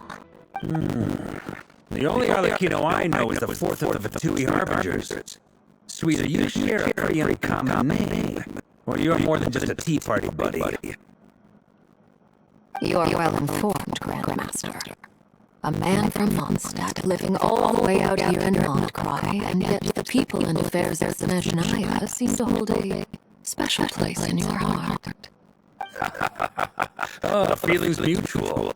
Sounds like you know all about who I am, too. A Fatui Harbinger. The atmosphere here just got really tense.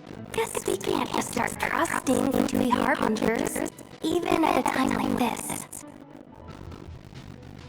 I must admit, though, I'm a little curious. Seeing as the moon goddess no longer belongs to the Fatui, what makes you so willing to put your neck on the line here? Nor does Krai belong to Mondstadt, Mr. Varka. Yet still, you're fighting for it all the same. Things don't always have to have a tangible payoff. Sometimes, stopping things from spiraling out of control is a higher priority than chasing the spoils of victory.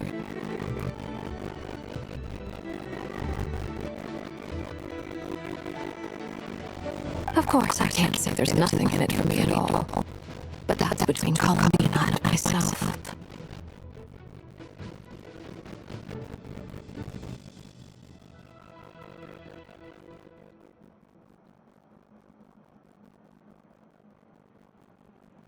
Forgive me, I don't mean to doubt you. It's just that the Fatui really have been the source of many of our troubles.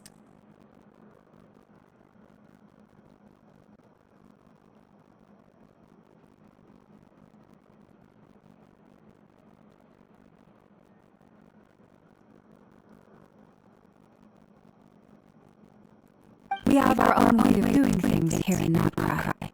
But ever since they arrived, the Fatui have treated us with nothing but hostility. I know there's been a lot of bad blood between us in the past. I've done my utmost to avoid friction whenever I could. But sometimes fundamental conflicts of interest simply can't be settled amicably. That's why I'm here solely in a personal capacity. This has nothing to do with the Fatui. As a gesture of good faith, I'll be frank. I can help Columbina track down the iridescent moon's marrow, which will help her restore more of her power. Anyway, what else is on the agenda? Let's begin. She said she'll be frank, then completely skips over the details. Looks like she doesn't want to give away too many secrets after all. But she clearly wants to change the subject. It'd be awkward if I tried to bring it up again now. I guess we'll just have to go along with it. She's the fourth of the Fatui Harbingers after all. One look and you can tell she's not someone you want to mess with.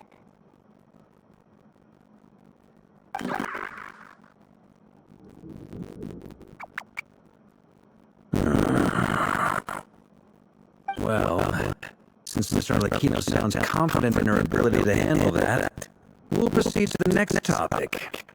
Yehuda, time to share that top-secret intel.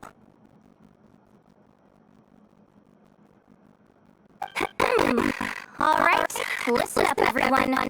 First, we now know that Rerir was originally a Conrian secret agent whose primary mission was to hunt down and assassinate the so-called Dregs of the Crimson Moon.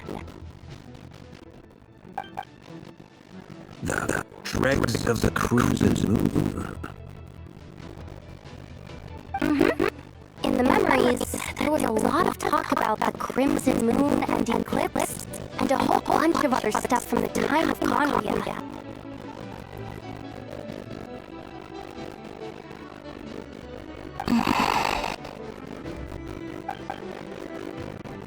To my knowledge, those were the names of two different Conrian dynasties.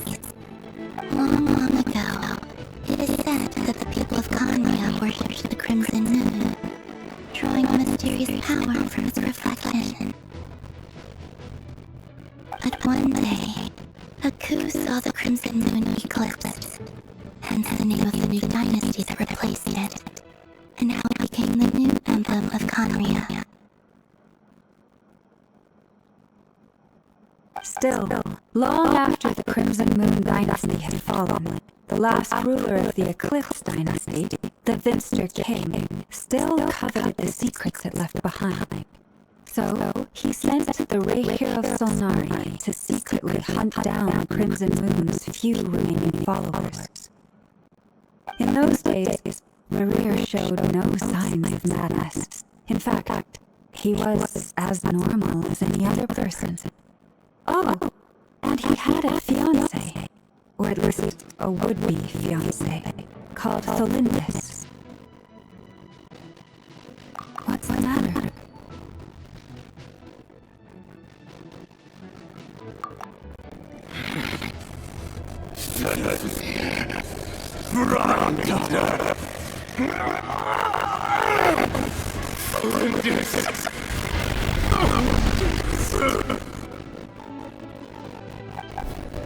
Interesting.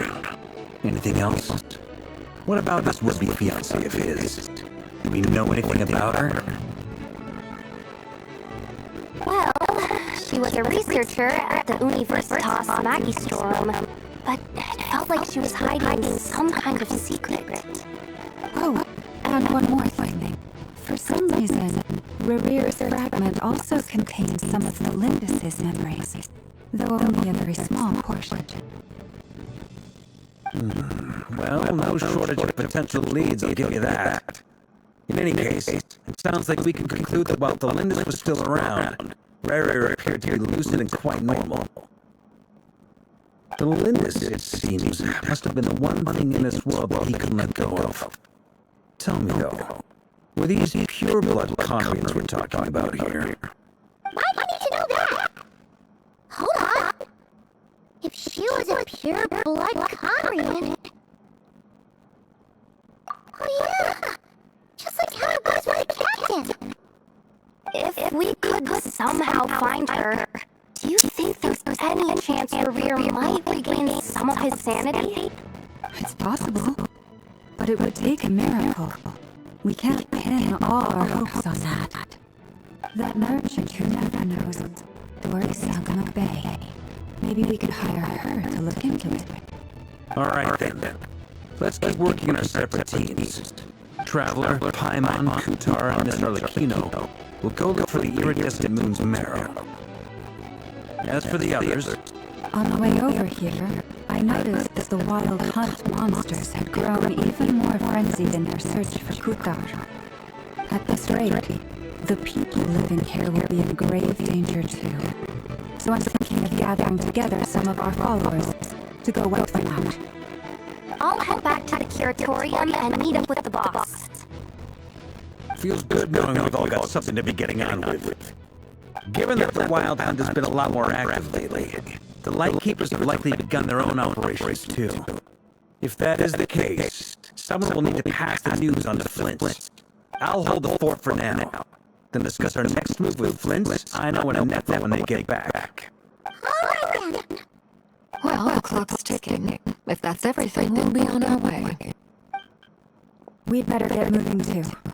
We'll try to buy you as much time as we can.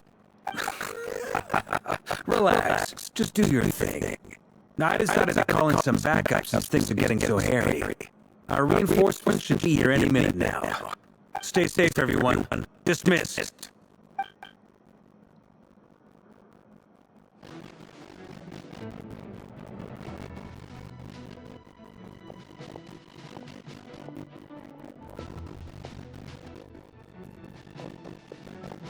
We're back. Did we get here a little early? Or a little late? A tad late. The others have already set off. To summarize, our resident moon goddess has found us a new ally, and Boss Nefer has uncovered some promising info. Everything going smoothly on your end? Not great. I don't know how long we can stall them for. The decoys are getting taken out way faster than we imagined. I'm gonna make some more later, but I need a timeout first. I'm so tired right now. Oh, right! Nefa, could you fill in Uncle Barker on what we just discussed with Flint? Sure. Uncle Barca, you previously told us about how when you went to investigate a source of the Wild Hunt in Amspartmere, you discovered that it was just a diversion. But according to Flint's intel, several outbreaks of the Wild Hunt had already occurred in Krai in the period leading up to that.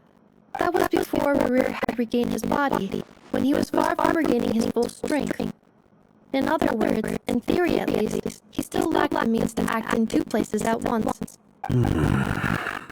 Flint, with everything that's been happening, the Lightkeepers across Krai are rallying to fight back against the Wild Hunt. They're gonna need your help. I know, I'm sure you're capable of coming up with something far more effective than decoys. But for now, you should stay here and get some rest. And Nefa and I will head back over to Amspartmere to see if there's anything I missed. I told you Uncle Barker would say that, didn't I? A deal's a deal. Not a word about my snacking cake for the next week. Database updated. Reliability of Ino's predictions increased. What does that mean? They were betting on how you'd respond after hearing their intel. It's the obvious choice, isn't it? That's hardly worth betting on. We already decided that Nefa should go investigate the situation over at Amspartmere on her own. You might as well stay here and keep watch.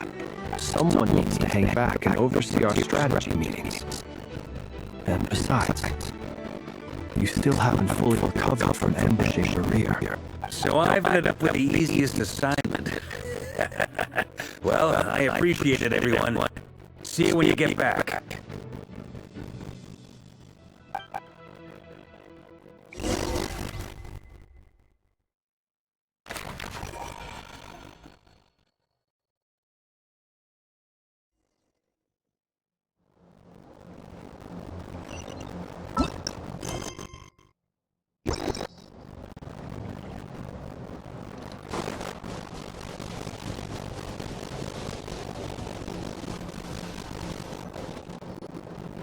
Here, this will serve as a good spot to cross over. Hold on a second. Since you brought us all this way, would you mind telling us what you got planned?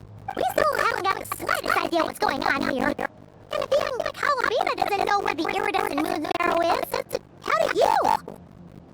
Simple. Because I am an inheritor of the royal bloodline of the Crimson Moon, and one of the last surviving embers of the Two Worlds Flames. Huh? Are you serious? Isn't you're descendant of that Crimson Moon dynasty we were just talking about? The one from ancient Krai? Your surprise is understandable. I was also taken aback when I first learned of it. But the more I thought about it, the more I realized the signs had been there all along. When I was young, I discovered I could wield a very special kind of fire. It coursed like blood through my veins and smoldered away inside my nerves. What's more, whenever I experienced strong bursts of emotion or drew too deeply on this power, it was like some kind of presence within the fire would begin to gnaw away at me, consuming me from the inside out. Exactly. That is why my hands are like this, too. At first, I saw it only as a curse, but once I became a harbinger, the jester apprised me of the truth.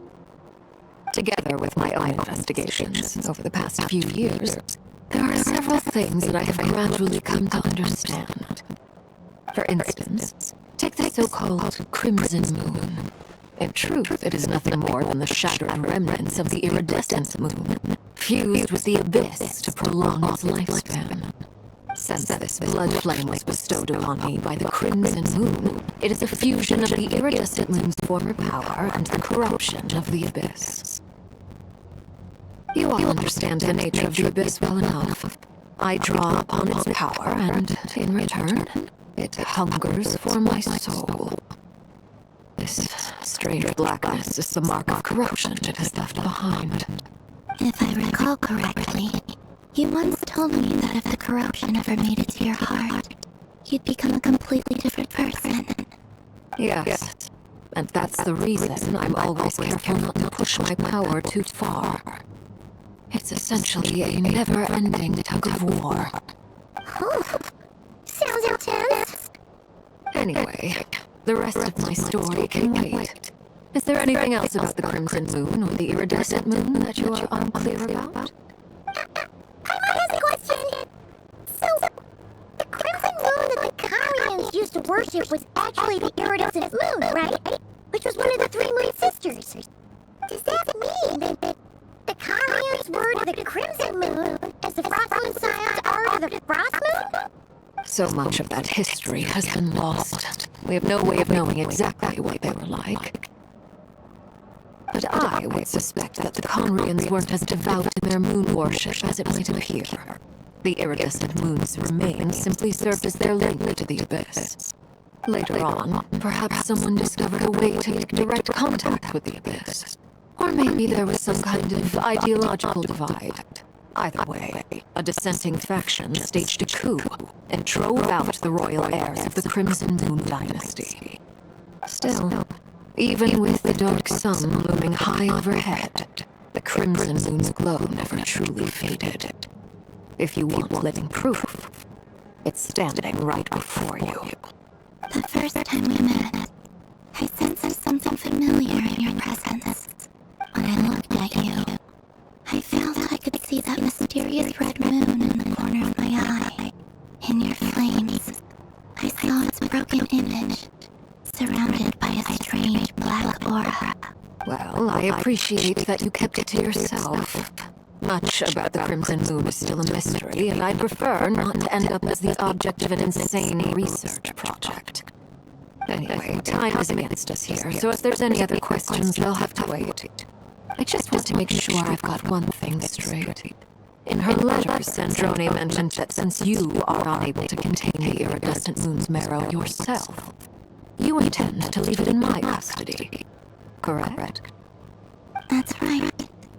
For now, it's the only way I can pay you back for your help. The iridescent moon is already part of who you are. So with its marrow in your possession, you'll be even more powerful than before. Deal? Then let's get started. Yep, what started? What does this place have to do with the Crimson Moon? When I first became a Harbinger, the Jester gave me a book called Paranary, also known as Leobranto Inamorato. You should be able to buy a copy next time you're in Fontaine. It's a love story set in the Crimson Moon era, but setting aside the tangled romances of its characters, it also records a few interesting details. In the Crimson Moon era, or so the story goes, there was an orphanage that received children from beyond the bounds of this world, and subjected them to a peculiar induction ceremony. Beyond the bounds of this world? For real? And what kind of induction ceremony? The Crimson Moon sages looked beyond this world for beings with powers that surpassed the gods. But fearing they might lose control, they subjected these children to a process of refinement. They made these children crawl up a fireplace and kept asking them, "Have you died? Did you see it?" Until they finally admitted to having died and seen a crimson moon. The adults embraced the children who passed the ritual, telling them, "Within the fireplace you have traversed the flames between two worlds. Here and now you are born anew." The book leaves much unsaid, but I suspect that this is their way of branding the children they had enrolled, leaving an indelible mark upon them so that they would forever live in the Crimson Moon's light. That explains why I can't sense the Crimson Moon's marrow in this world. It makes sense that it would be sealed to a special space that can only be accessed temporarily through some kind of ritual. There's no fireplace here. Do you see a chimney anywhere? Oh. That won't be necessary. The fireplace is purely symbolic. The key to the ritual is crossing the flames between two worlds. In other words, the flames that burn within me. Those burned away by such flames leave behind a kind of ghostly afterimage in the world. In the days of Conria, people believed they could be used to bridge the gap between the two worlds of life and death. In short, I can open a passage to that space for you. That's the easy part. The catch is I'll need to stay on this side to keep the passage open, so I won't be able to come with you. Once you're inside, you'll have to find your own way. Very well. Then I'll open it up. Traveler, spare me a little more moonlight if you would. I may need it.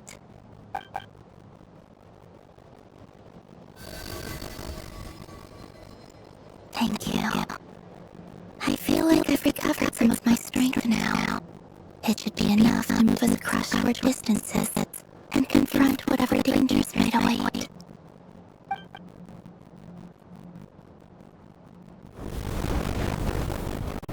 Mistress of the seven hues of ages past, great mother of the present, crimson-clad sovereign of the two realms, by fire severed, by fire renewed, I offer myself now and beseech your descent.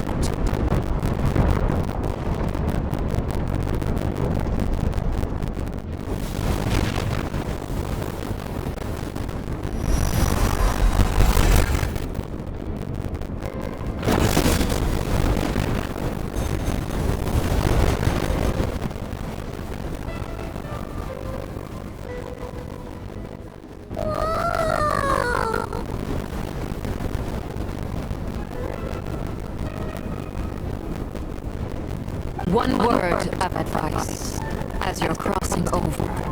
No matter what voices you hear, do not answer. Got it! I sense a sinister gloom inside, but also the familiar light of the moon. I feel that I'm about to meet an old friend who has changed beyond all recognition. Alright,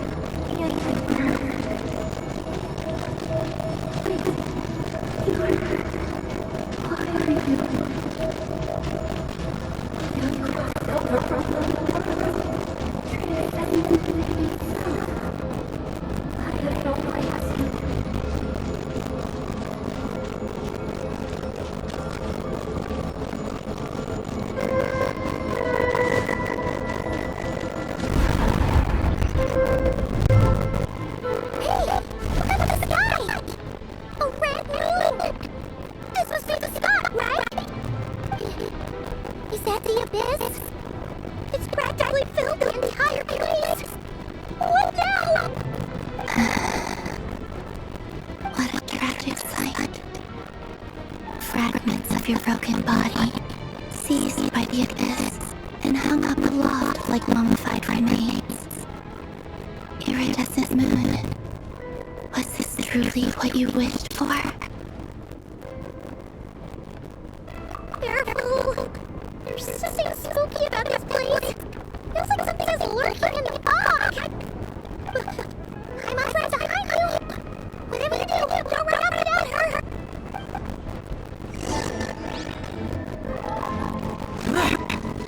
By the way, Alina, didn't you tell us that the iridescent moon had shattered into pieces? The moon up there looks pretty cold, Paimon.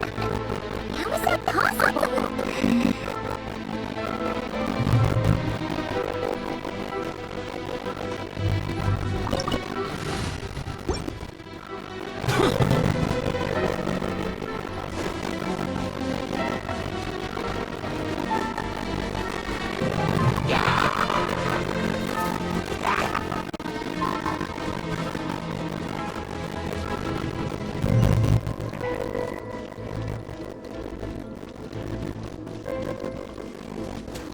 Just like I thought. It was only a facade.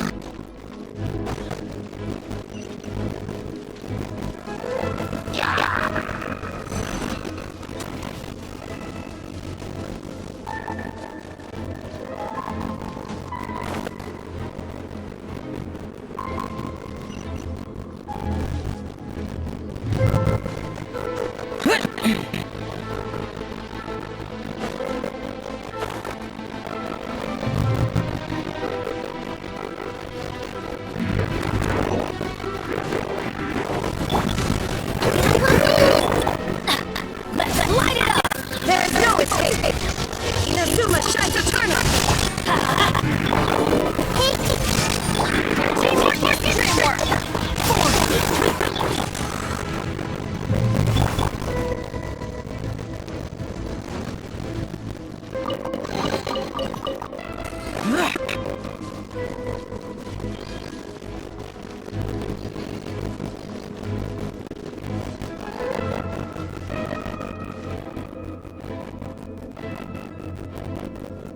Huh?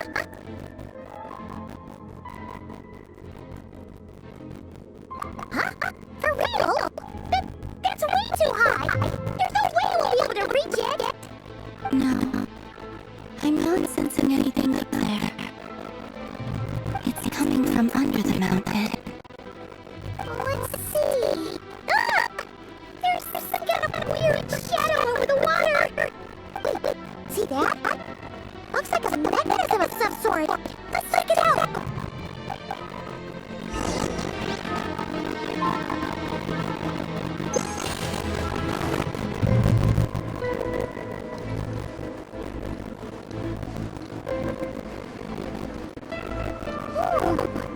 Looks like a device from the time of Krai. Maybe people once came here to study the Crimson Moon's domain, and they left this behind. Oh, if we can activate it, we might find some clues.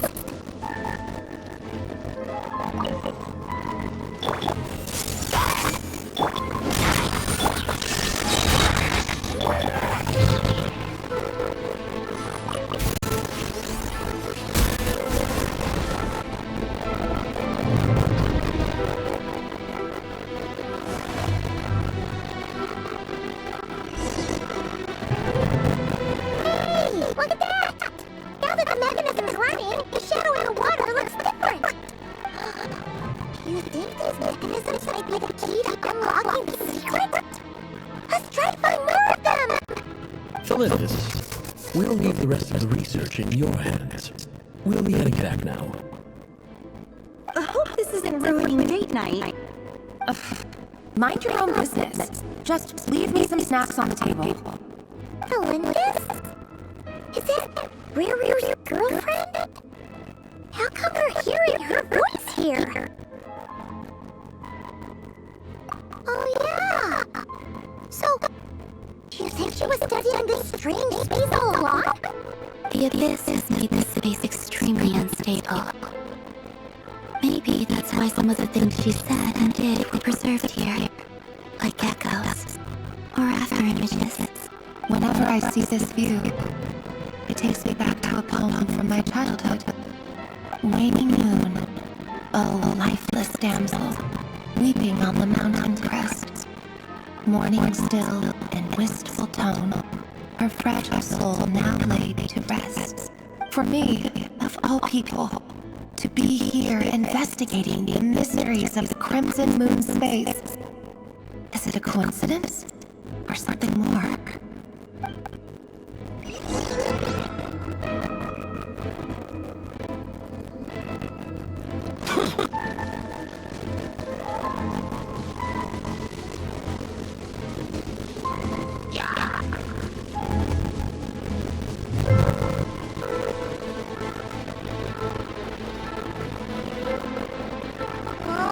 Looks like the Abyss has messed up this mechanism. We need to find a way to get it working again.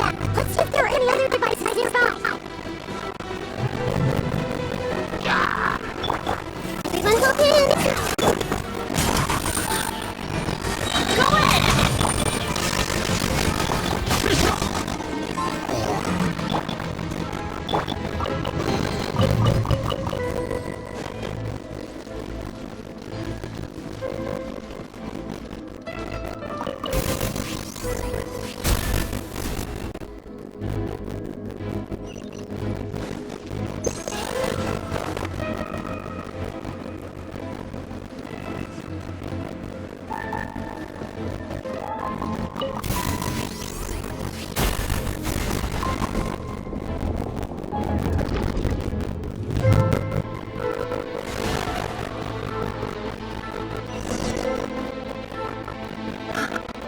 I see.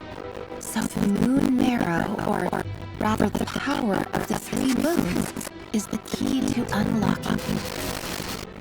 If it really does exist, then maybe this madness can finally be put to an end.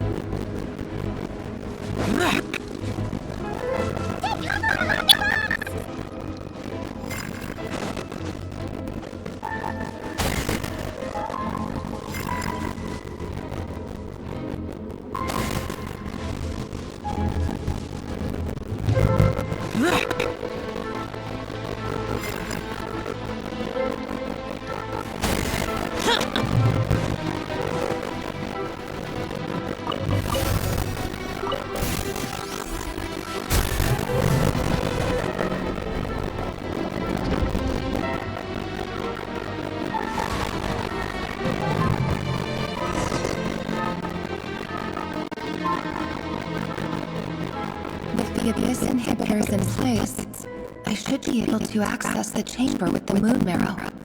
Oh, Rerir, with every step you take, you're drifting further from what you truly desire. But you're not the root of the problem. Ever since that outsider set foot in Conria, the Vinster King has sunken deeper into madness.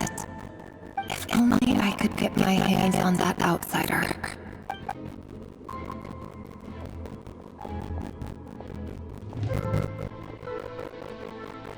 Hey look! The moon's reflection is back to normal! Olympus's voice mentioned a chamber with the moon marrow. Do you think maybe it's hidden in the moon's reflection? It must be. For within it, I sense the fragile aura of a dying soul. Then there's no time to lose! Let's go!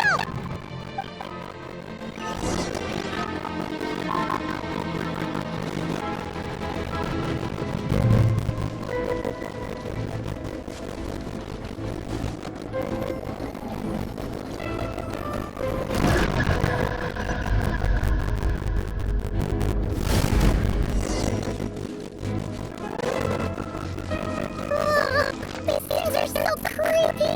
Oh, looks like we'll have to destroy them if we want to get to the iridescent moon's mirror.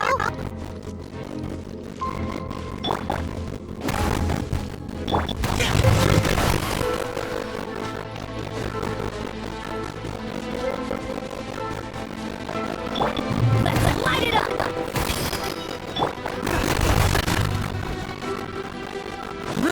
That must be the iridescent moon's mirror! Oh, we'll need to destroy these things before we can reach it!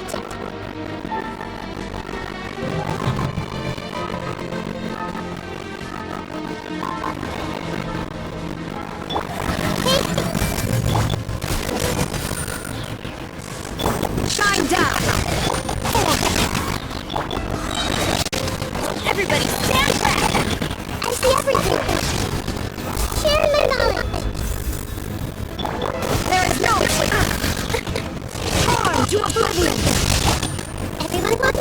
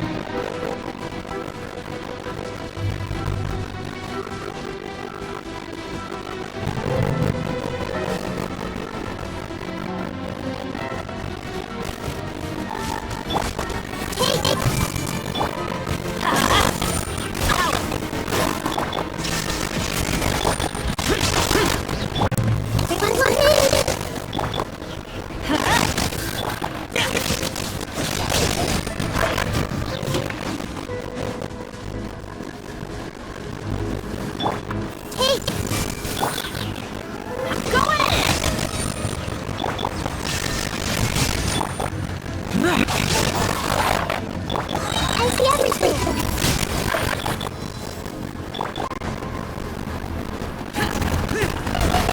We're so close!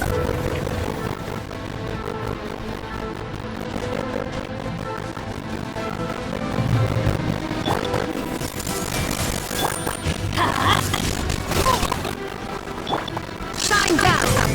Now you shall perish! Everyone look in! The Temple of Wisdom! Everybody stand back! Let's light it up! Why do they never miss? Illusion shattered! I see everything!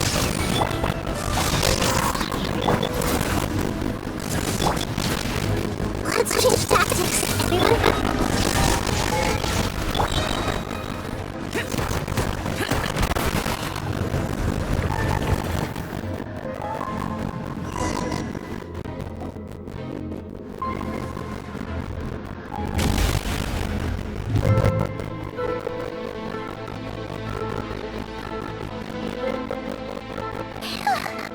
We finally did it! The iridescent moon's marrow, still burning away like an undying flame, yet now contaminated by the abyss. It has taken on a new form entirely. If we can purify the abyssal power within, we should be able to obtain its untainted essence.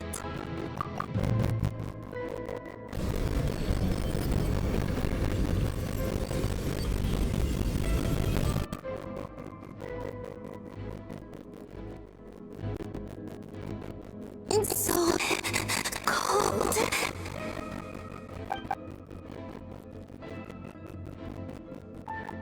Is it you? Are you here? Huh? Are you talking to us?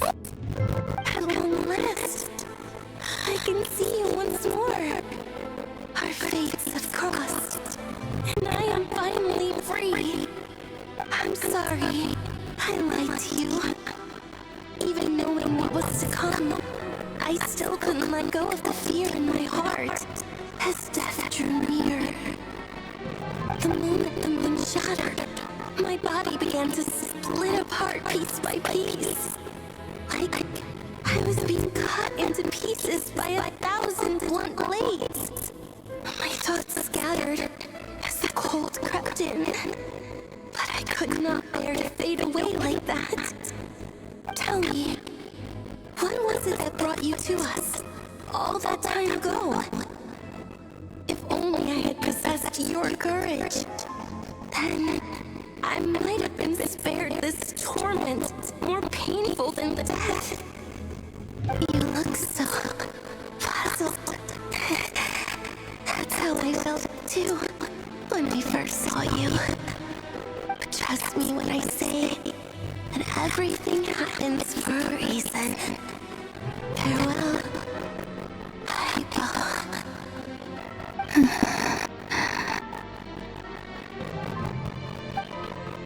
What was that all about? Was this the goddess of the iridescent moon? It sounded like she was speaking to a long-lost friend. But none of us have ever met her before, right? Perhaps. She took me for the goddess of the frost moon she once knew. For a fading soul like hers, our auras must be too similar to tell apart. But anyway, you've got the iridescent moon's marrow now. That should help you regain your strength, right? Alright, time to leave this place and meet back up with Archon. Let's go!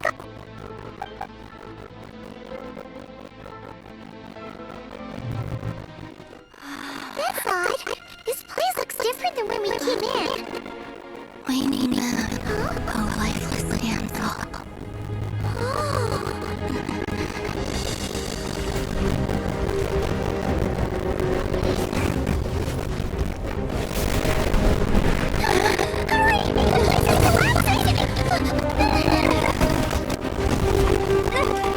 It wants to trap us here. The abyss! Now we've taken the moon mirror. All that's left here is a dark will.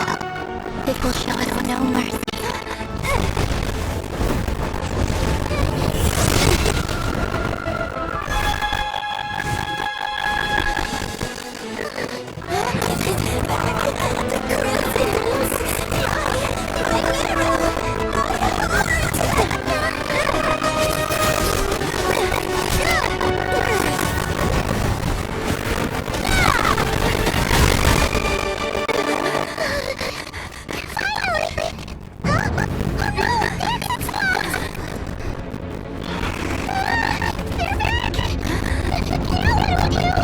This is where you fall. Witness my rise. What are you waiting for?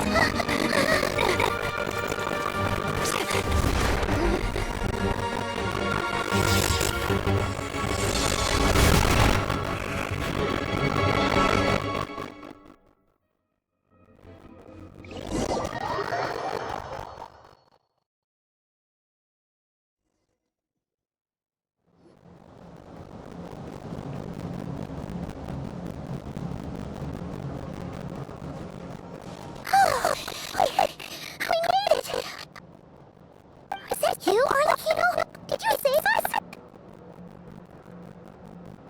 Wait, your hands! They're... Oh, this? Don't worry. It's a small price to pay.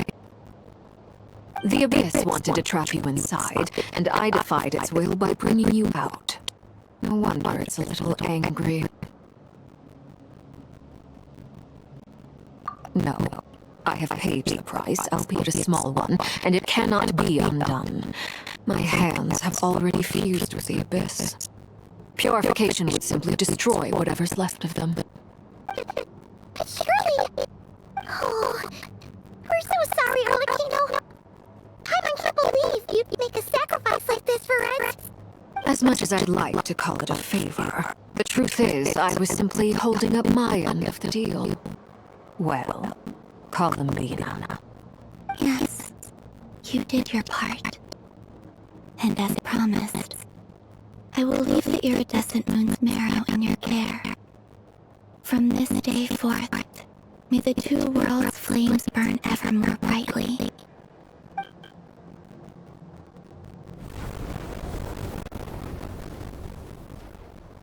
I'll take that as a blessing. Now, Columbina, give me your hand. Accept this moonlight I offer in return.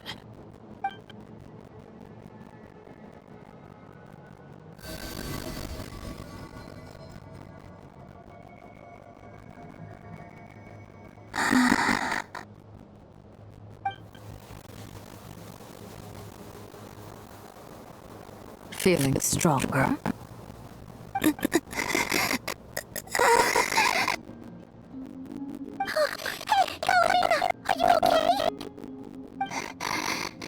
I'm fine.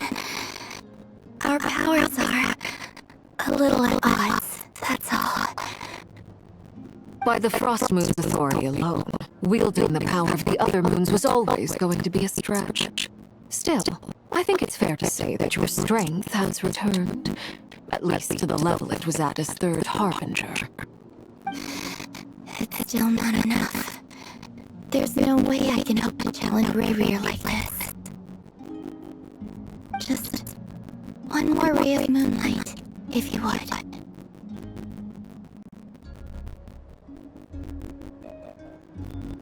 It's okay.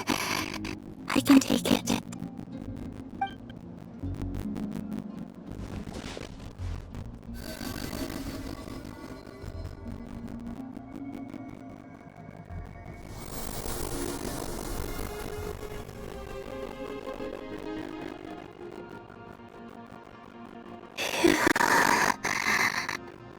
How about now? Fighting fit? At the very least, I won't have to stay hidden like before. I want to see him gone from Krai.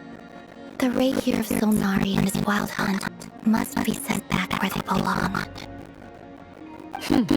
Well, it's good to have something to aim for. You certainly seem more alive now than you did earlier. When I first met you, you didn't strike me as a ray of moonlight. More like a wisp of fog drifting in from who knows where, ready to scatter at the first sign of a breeze. But now, you're full of vitality, just like the Frost Moon, once the brightest of them all. May you keep shining, Columbina. This is who you are. Thank you. Look after yourself too, Arlecchino. I know you have plans of your own, and that's why you're always seeking to grow stronger. But whatever you're after, don't let the Abyss take a hold of you. I do not wish to see you go down the same path as Rayrear. I appreciate the concern, Columbina. Although perhaps it's time you took a new name. A new name? Kutar, the Moon Maiden, Columbina. They're nothing more than code names. They describe who she is and the roles she's played, but they're not her real name. We often use code names in the House of the Hearth, too. But it's knowing your real name that keeps you grounded. Up till now, you've been living a wandering life, so you've probably never really cared. All I'll say is this. Once you've defeated Rayrear, give it some thought. All right, that's it from me. I'll get you back safely first, then go meet up with Sandrone. You're the best! I appreciate the gesture. It speaks to your good character. Anyway, let's get going. There are more urgent things to do right now than trade compliments.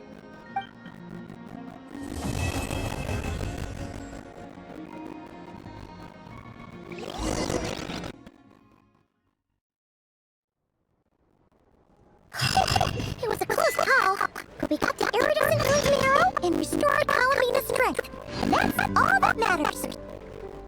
In other words, mission accomplished. Paimon wonders how everyone else is doing.